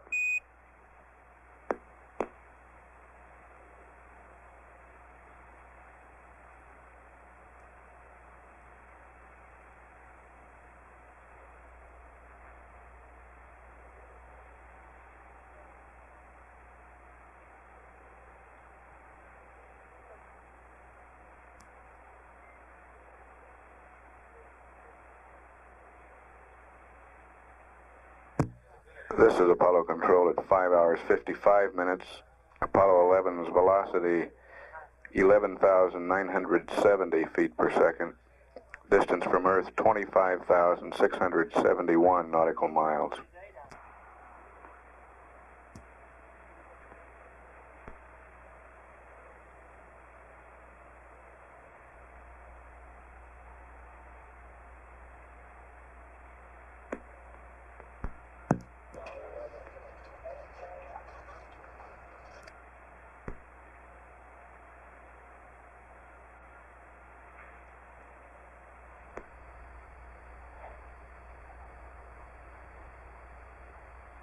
Houston, Apollo 11. Go ahead, 11. Roger, do you have any update for the roll, pitch, and yaw angles on the top of page 37 in the flight plan, or are they still good? That's for the optics calibration? Yes, sir. Yes, indeed. I'll give them to you in just a second here.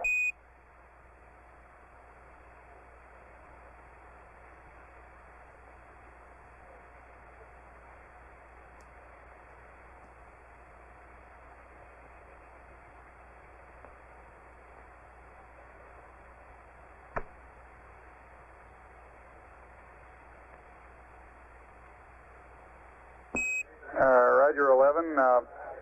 For the optics calibration, I've got 346.5 for roll, 345.0 for pitch, and 007.8 for yaw.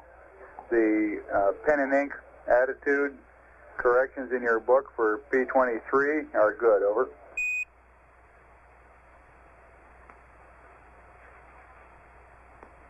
Okay, thank you. And we're going to hand over to Hawaii in about 5 or 6 seconds here. We'll have a momentary comm dropout. Roger.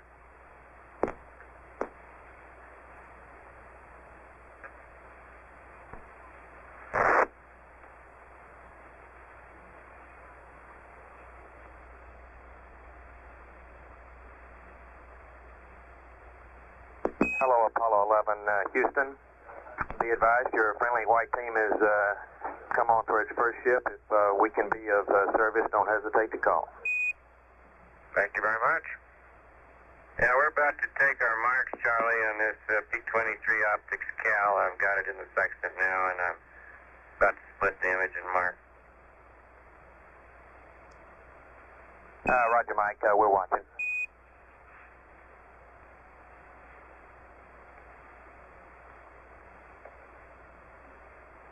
The Capcom is now Charlie Duke, and Gene Kranz and his white team of flight controllers is preparing to take over the responsibility here in the control center from Cliff Charlesworth's team.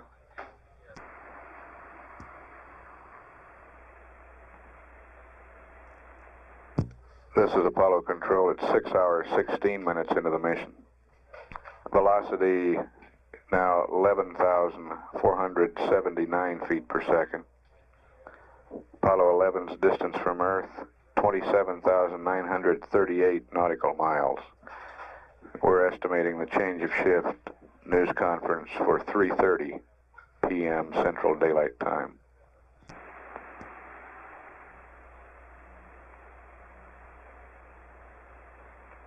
Hello, Apollo 11, Houston. We have scrubbed Midcourse 1, over. Roger, understand. You scrubbed Midcourse 1. Roger.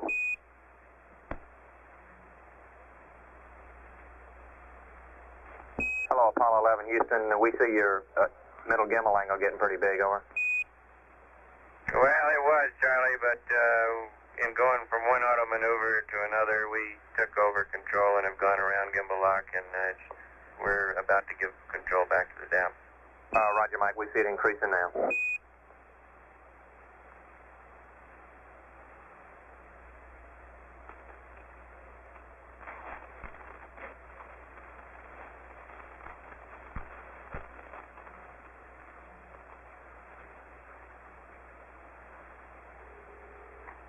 Hey, Charlie.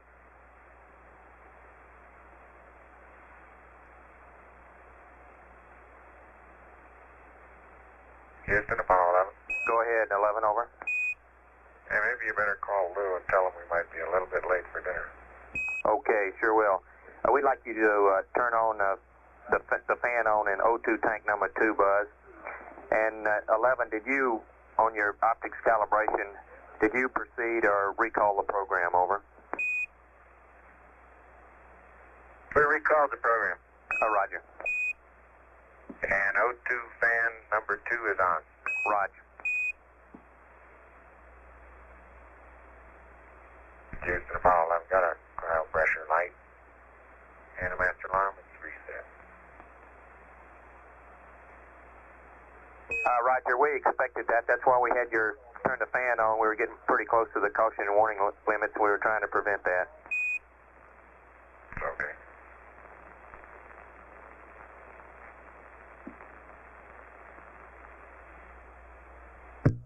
This is Apollo Control at 6 hours 31 minutes. At the present time, the spacecraft is 29,363 nautical miles from Earth, and the velocity continuing to drop off gradually, reading now 11,192 feet per second. Flight Director Gene Kranz has taken over as Flight Director now from Clifford Charlesworth. Kranz has been reviewing the status of the spacecraft systems with his team of flight controllers. Everything looks very good at this point. The crew has been advised that the mid-course correction 1, the first opportunity for a mid-course correction, which had been scheduled into the flight plan at about 13 hours 30 minutes, will not be performed. Correction, the mid-course had been scheduled at 11 hours 45 minutes into the flight plan, and that will not be performed according to the tracking data we have at this time. The crew, up until their sleep period, which will begin at about 13 hours 30 minutes, or about 7 hours from now, will be involved generally in a routine of housekeeping type activities aboard the spacecraft.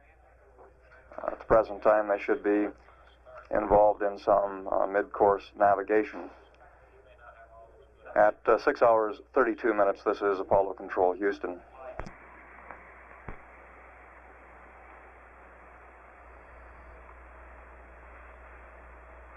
Houston, Apollo 11.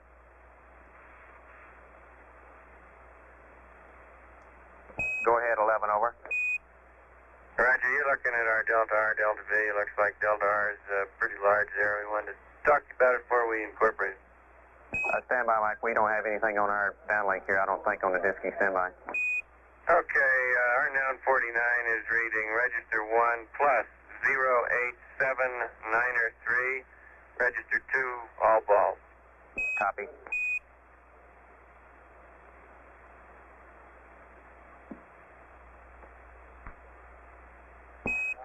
Houston, guidance is looking at the noun 49 stuff. We'll be back with you momentarily, over. Okay, Charlie, thank you. We'll just hold right here in the program. Roger, we got the downlink now, over. Okay.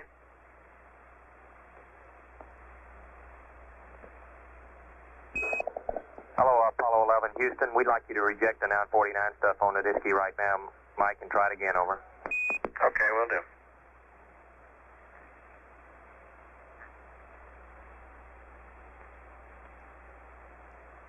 Okay, Houston, Apollo 11. There's another 49 for you. Are you getting it on the downlink? Roger, we see it. Stand by.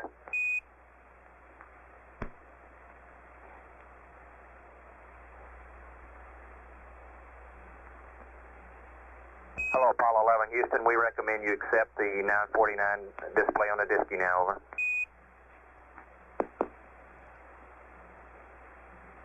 Okay, looks like an awful big one. We noticed that you'd moved star number 2 to the tail end of the listing, and we should be marking first on star 40. Does that have anything to do with it? Negative. We don't believe so, Apollo 11. We think that this is probably due to some TLI dispersions, and it's probably satisfactory to go ahead and accept this. It fits our criteria anyway, that if you repeat the marking, you get an equivalent size error, to go ahead and accept it. And this is an equivalent size error, over. Okay, we'll do it then. And 11, Houston, your state vector and the limb slots is good, over. Roger, thank you.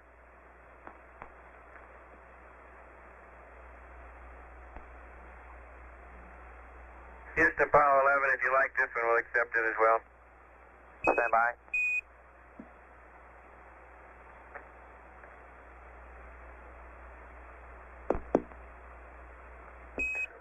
Hello, Apollo 11, Houston. We recommend you accept the noun 49, over.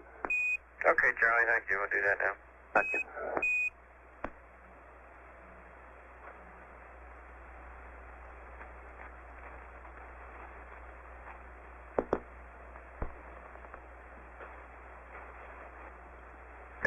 proceed on this one too, Charlie. Roger, copy.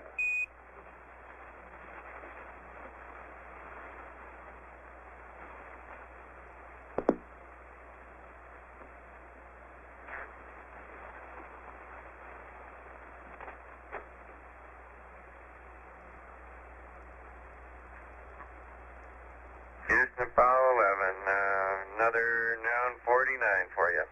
Roger, we copy. Stand by.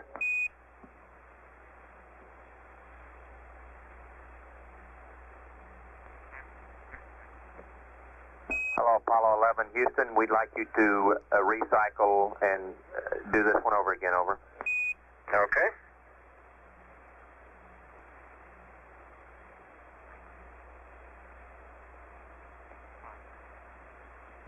This is Apollo Control at 6 hours 52 minutes.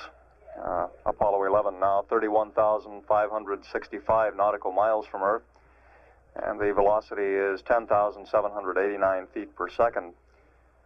The crew at this time is involved in mid-course navigation using their onboard optical system. We have completed the changeover and briefing of shifts here in Mission Control, and the crew activities until the sleep period begins will consist of housekeeping functions aboard the spacecraft, changing out carbon dioxide filters. They will not be doing the mid-course correction scheduled for 11 hours 45 minutes into the flight as the first opportunity. The change of shift briefing is scheduled to begin shortly. Any conversations that develop with the crew during that period of time will be tape recorded. We'll play those back following the change of shift briefing. This is Apollo Control at 6 hours 53 minutes. This is Apollo Control, 7 hours 21 minutes into the flight of Apollo 11. And during the change of shift briefing, we accumulated about 4 minutes of taped conversation with the spacecraft. That conversation generally related to the onboard batteries, which are currently being charged, a routine operation, and also the mid-course navigation exercise that the crew is currently involved in. We'll play back the tape for you now and then stand by for any live conversation with the crew. Houston, Apollo 11. Go ahead, Apollo 11, over. Raj, why don't you sing out when you think we've done enough battery charging on B? Roger, stand by, Buzz, over. Hello, Apollo 11, Houston. We'll be charging battery B up until the sleep period. We'll discontinue charging at that time. Also, at about 12:25 in the flight plan, we have battery A charge. That has been deleted, over. Raj, understand we'll charge until the sleep period on B and delete the battery A charge. Hey, firm. 10 Houston, Apollo 11, these auto optics maneuvers, or P-23's auto maneuvers, don't seem to be going to the substellar point. Can you come up with the roll, pitch, and yaw angle for the substellar point on this star? That's our second star. Roger, stand by.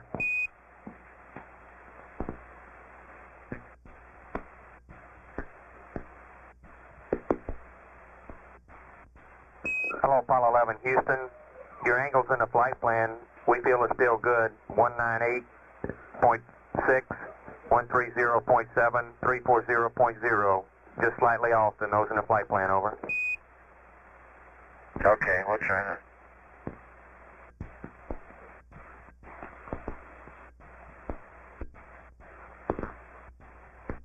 Charlie, say those three angles one more time. I'd like to confirm them before I maneuver. Roger, roll and pitch are slightly off than what's in the flight plan. 11, roll is now 198.6, pitch is 1307, over.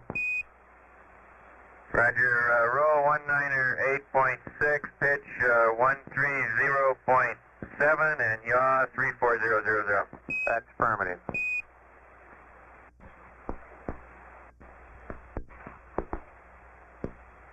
Houston, Apollo 11, I think the problem here is that that attitude just is not too close to the substellar point. I'm having to maneuver quite a bit in that.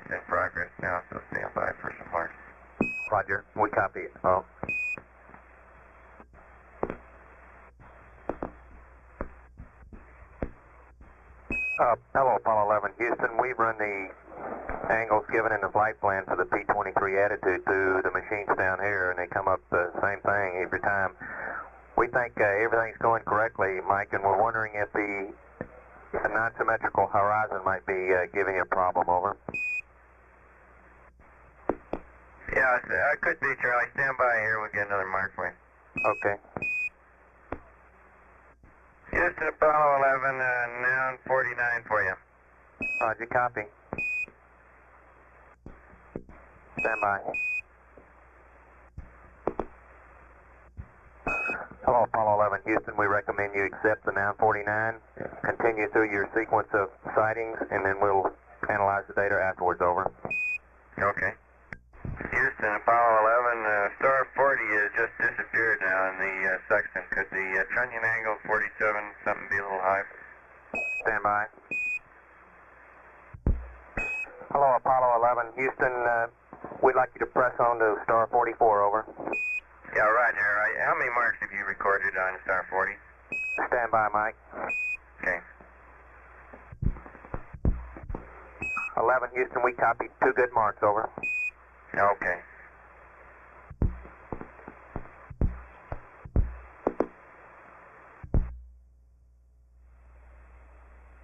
Houston, Apollo 11. Go ahead, over.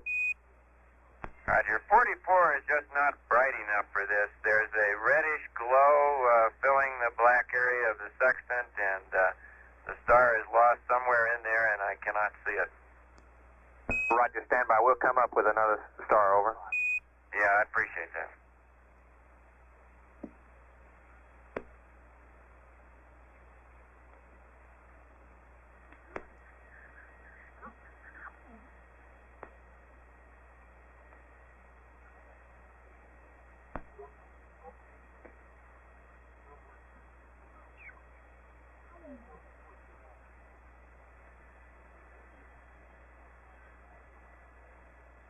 Hello, Apollo 11, Houston. We'd like you to go on to star 45, over. Okay. And Mike, we think these large Delta R's, now 49 you're getting is really meaningful since it's been way before TLI since we had a state vector update, and we think it's normal, over. Okay, could be, Charlie. Some of the early markings I might not have had precisely the substellar point. I think as time goes by, they've been becoming more accurate, but old Enough here is just flat invisible. Roger.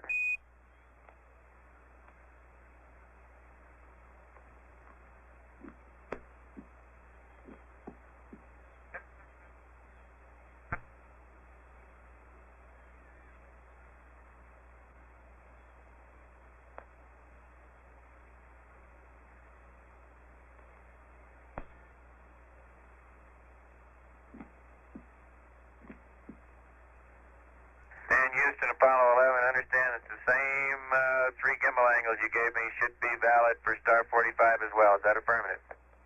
I believe that's right. Stand by 1, over. Okay. That is negative. Stand by 1. Okay, because there's quite a difference between the gimbal angles you have and the gimbal angles the program was, but with the inaccurate state vector, I'm inclined not to believe the program. Stand by.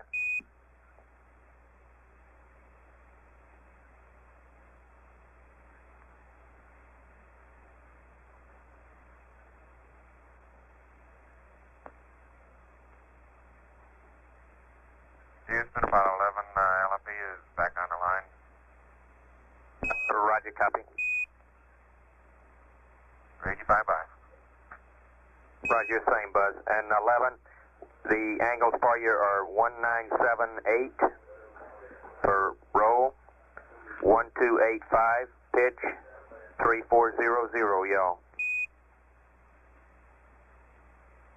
Okay, just as a matter of comparison, P-23 for this star would like to go to 235.66, 154.31, and 31365, over. Roger, we copy, 11. We understand that the program can give you almost an infinite combination of angles in P-23, and it's not too unreasonable. If you'll stand by, we'll look at these that we see on the disky, over. Okay, well, in the meantime, I'll just go ahead and maneuver to yours. 197.8, 128.5, and 340.0. Roger.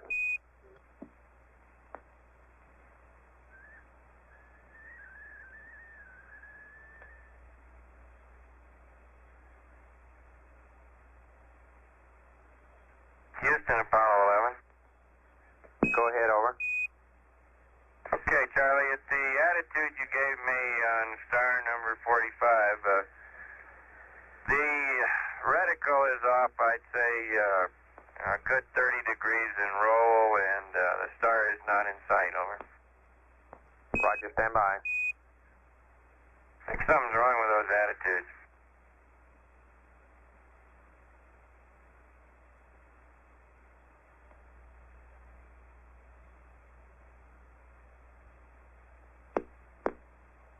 Hello, Apollo 11, Houston. Wondered if you have auto optics selected, over. That's affirmative. Roger, it looks like to us we need to proceed, Mike, to get the sextant pointed at the star, over. Okay, stand by.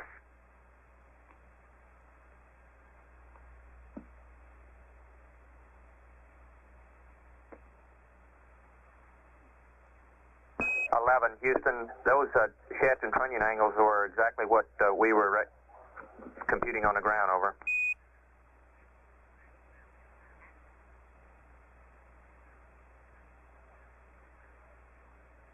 Okay, I'm going to trim up the attitude here and give it another try.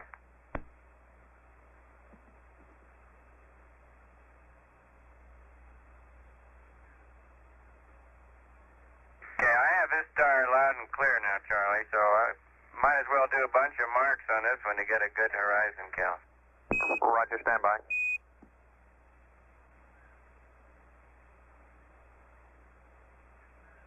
It still looks like I'm far from the substellar point, however. I'm off quite a bit in roll. Roger, we'd like you to mark right where it is now, Mike, and we'd like 2 sets of marks on this, over. Okay, fine, but the reticle is not parallel to the horizon. I'd have to move off quite a bit in order to get it parallel to the horizon.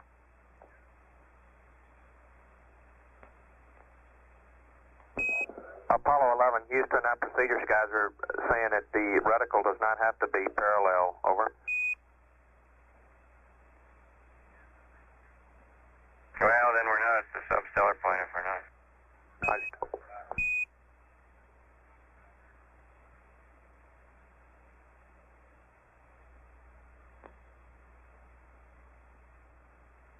Houston, you copy that now, 49? Roger, we see it, 11, stand by.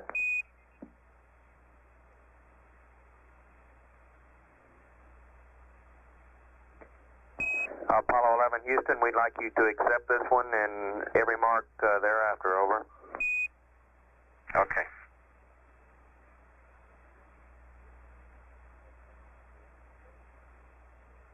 You need me to wait in the now 49 display for any length of time?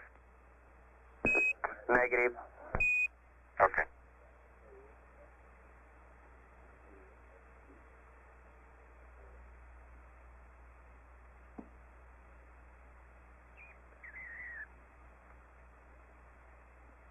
Okay, Charlie, I'm glad to give you as many of these as you like. Roger, we'd like 6 marks on star 45, Mike, and then we'll probably go back to star 2 again. Stand by, we'll have further word on that. Okay.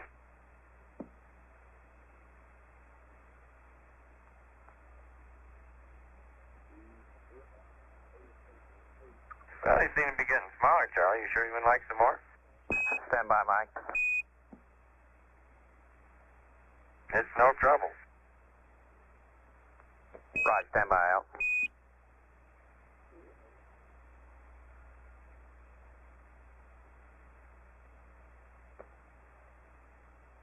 Apollo 11, Houston, we'd like you to do 2 more on star 45, over. Okay.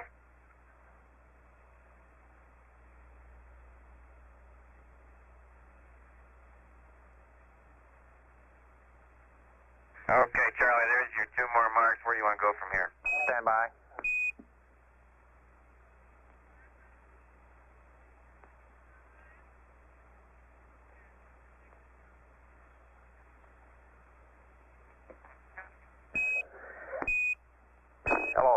11 Houston, we'd like you to go back to star number 2 with a attitude as follows. Roll 1952, pitch 1239er, yaw 3400. Mike, that'll give you a trunnion angle of about 31.4, over. Okay, understand star number 2 and roll 195.2, pitch 123.9er, and yaw 340.0, over. That's affirmative. Okay.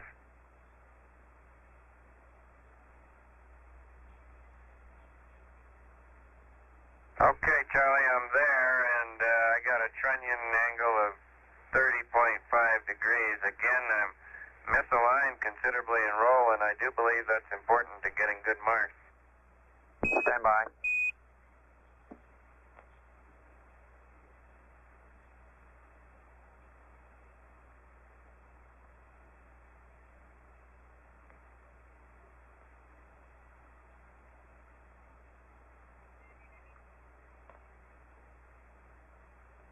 See, if my reticle's not parallel, well, then I'm not marking normal to the horizon. I'm not marking at the substellar point. I'm marking off somewhere else. Stand by, 1, over. Okay.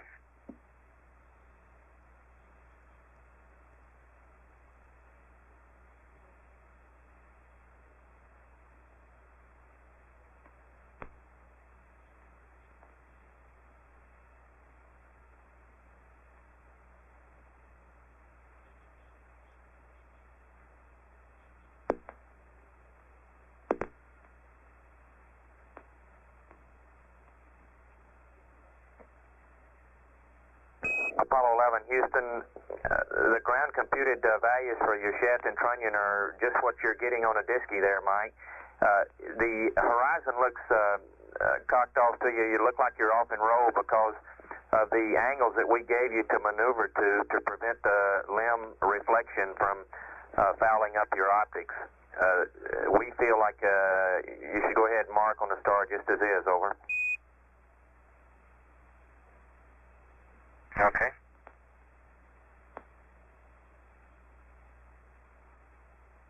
I'll bet you a cup of coffee on it.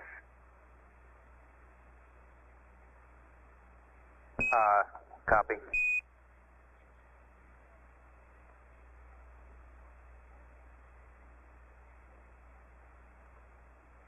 Verb or noun 49 for you, Charlie. Roger, stand by.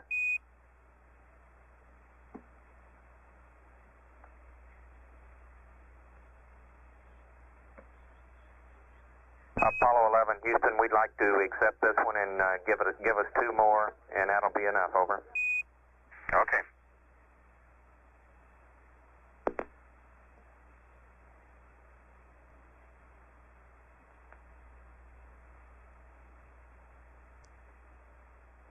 This is Apollo Control at 8 hours, 8 minutes. Apollo 11 now 38,812 nautical miles from Earth, and traveling at a speed of 9,682 feet per second.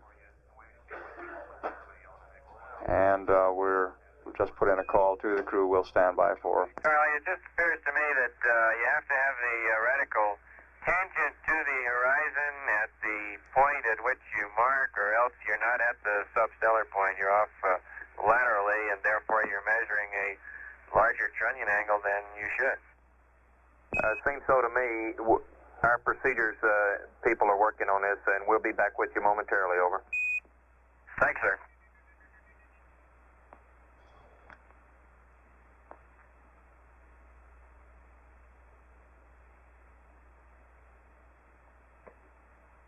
Hello, Apollo 11 Houston. We'd like you to go poo and accept. We'll have a PTC rest mat for you momentarily, over.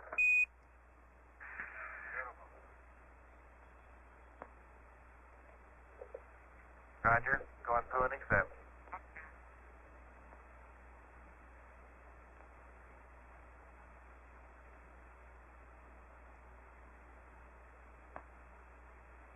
The PTC rest mat, which Capcom Charlie Duke just referred to as the passive thermal control attitude that the crew will place the spacecraft in. In this attitude, the spacecraft will be rotated at a rate of about 3 revolutions per hour to maintain the proper temperature balance.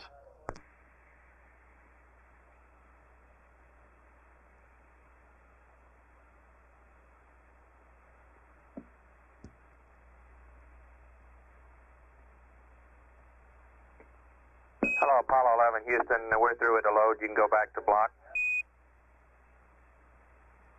Good block, thank you.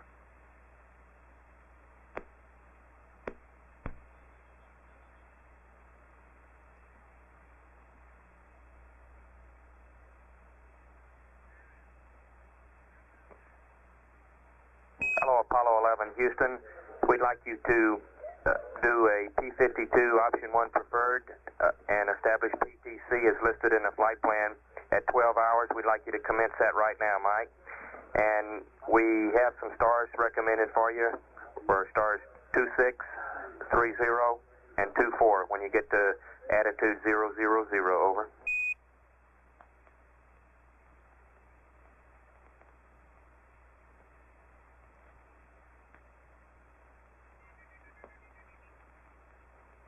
Okay, Charlie, he's off the loop right now.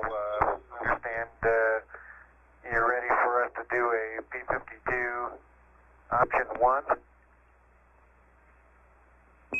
11, it's a P-52 option 1 preferred, over.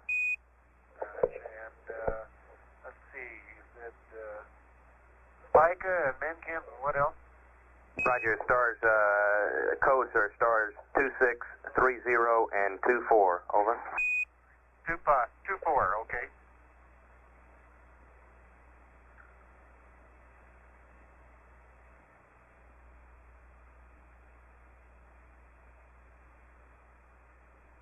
Oh, Apollo 11, Houston, we noticed your program alarm, Mike, was due to using these stars in a P-23 attitude. If you'll go to 000, the stars we gave you will work, over.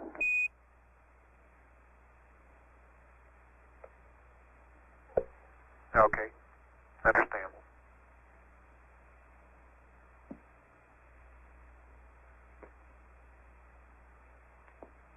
Hello, Apollo 11, Houston. Prior to you starting your P-52, we'd like to give you a new CSM state vector, over.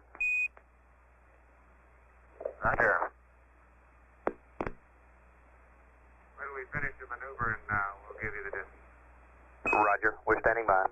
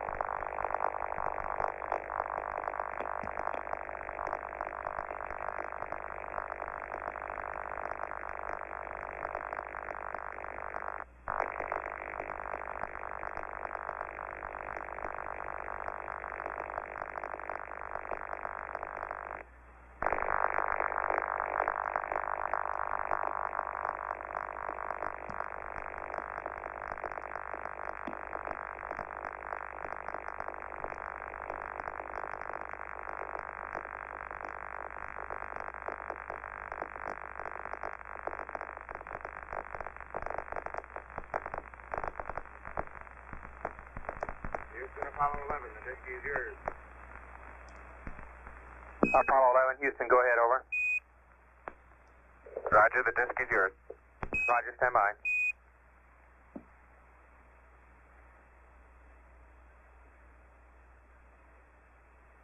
This is Apollo Control at 8 hours 59 minutes into the flight of Apollo 11. The spacecraft altitude is currently reading 42,753 nautical miles, and we show a velocity of about 9,100 feet per second. We are in the process now of uplinking to the spacecraft the attitude for the passive thermal control mode. Under this mode, the spacecraft will be rotated about its x-axis at a rate of about 3 revolutions per hour to maintain proper temperature balance within the spacecraft. The crew has completed the mid-course navigation exercise. They will shortly be aligning the spacecraft stable platform used as an attitude reference in the guidance system. This is a routine procedure.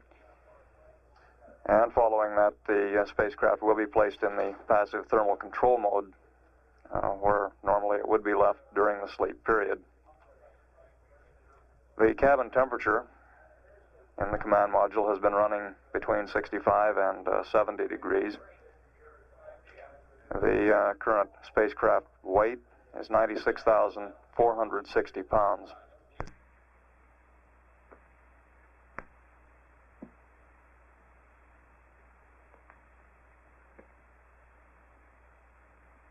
Hello, Apollo 11. Houston, you can do the Verb 66. The computer is yours. And then the P-52, option 1 preferred, over.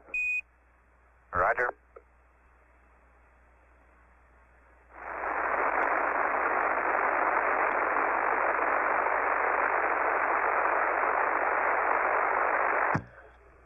This is Apollo Control at 9 hours 13 minutes into the flight of Apollo 11. Based on biomedical data, the flight surgeon reports it appears the crew removed their pressure garments, their pressure suits, at about 8 p.m. for the commander, Neil Armstrong, and command module pilot Mike Collins. Lunar module pilot Buzz Aldrin apparently got out of his pressure suit about 1 hour earlier, or about 7 hours ground elapsed time. The spacecraft is currently 44,529 nautical miles from Earth, and the velocity has dropped now to 8,983 feet per second. We do have rather poor luck with the spacecraft antenna at this time, accounting for the noise on the air-to-ground circuit. We'll take down the circuit until we've reestablished better lock, and we'll record any conversations that occur in the interim. At 9 hours 14 minutes, this is Apollo Control, Houston.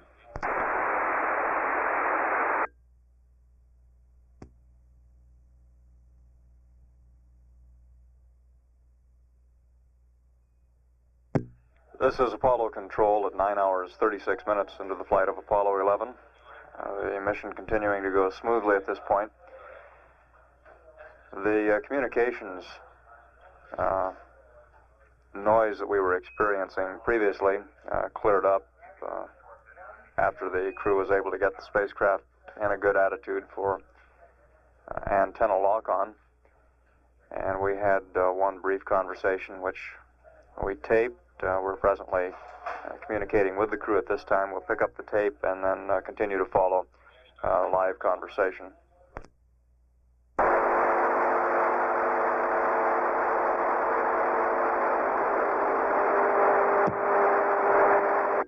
Houston, Apollo 11, over. Roger, 11, with you about 4 by high me, over. You're loud and clear, Charlie. We pitched down some to get a better comm attitude. Right, did you copy recommendation on proceeding with the P-52, Mike, over? Negative, we didn't. I've got that in work. I'm starting to do this. Roger.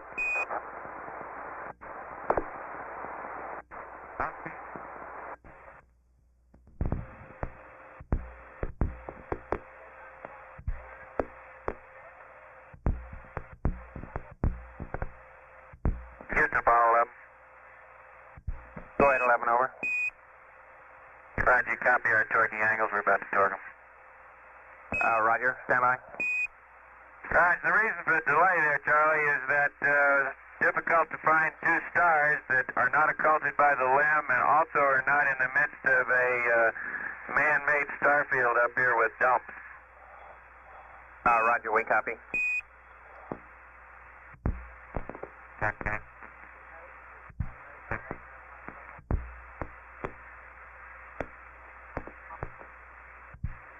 Hello, Apollo 11, Houston. You can torque the now 93, over. Okay.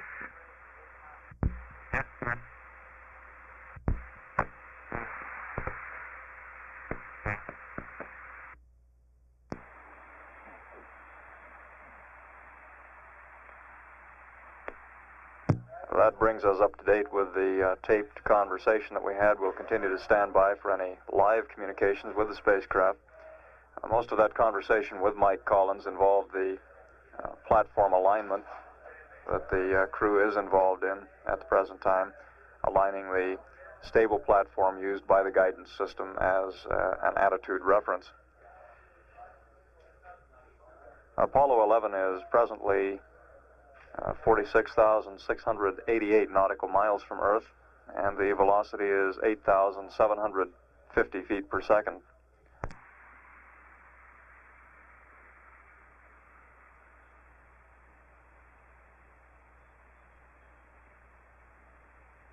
Okay, Houston, that completes the P-52. We verified the third star with Antares, and the auto optics are pointing at it pretty closely. How do our platform drift angles look so far, Charlie? Stand by.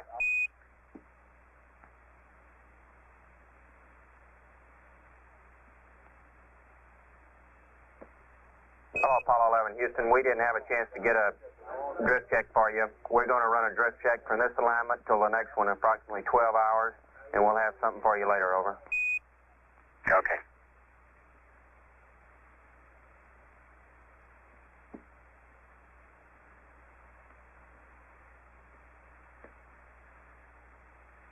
Hello, Apollo 11, Houston. We'd like you to establish your PTC.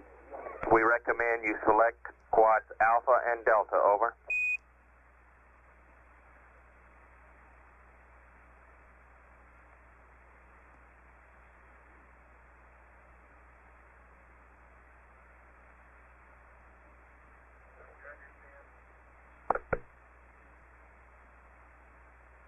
Roger, understand. Alpha and Delta quads for PTC. That's affirmative.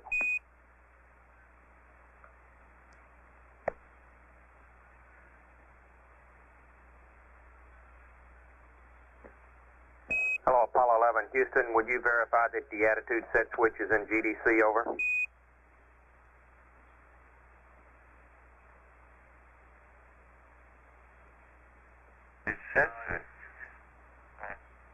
Stand by one, Charlie. Roger. It is now. Roger. It was an IMU? That's affirmative. Right, thank you.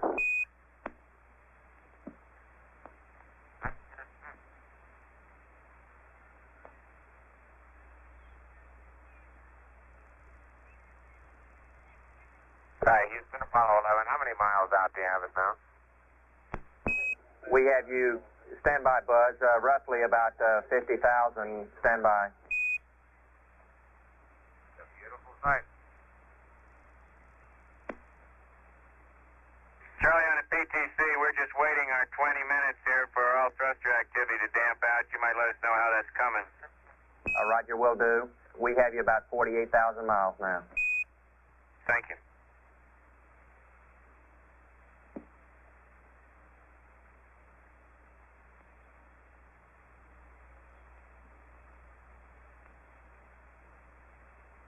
Houston, Apollo 11, we still have our oxygen fan on for tank 2.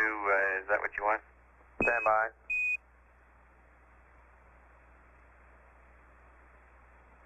Hey, Charlie, I can see the snow on the mountains out in California, and it looks like LA doesn't have much of a smog problem today.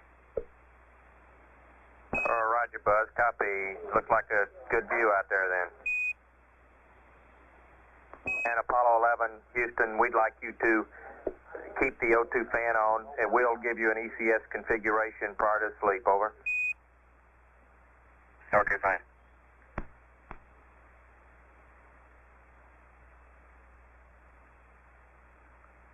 Charlie, with the monocular, I can discern a definite green cast to the San Fernando Valley. Roger. Yeah. How's Baja California look, Buzz?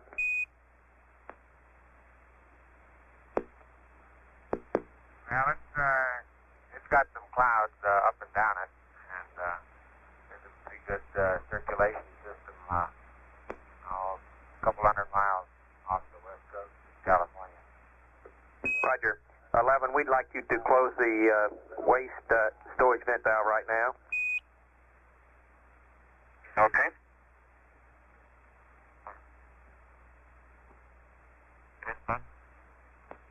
Waste storage vent valves closed. Copy.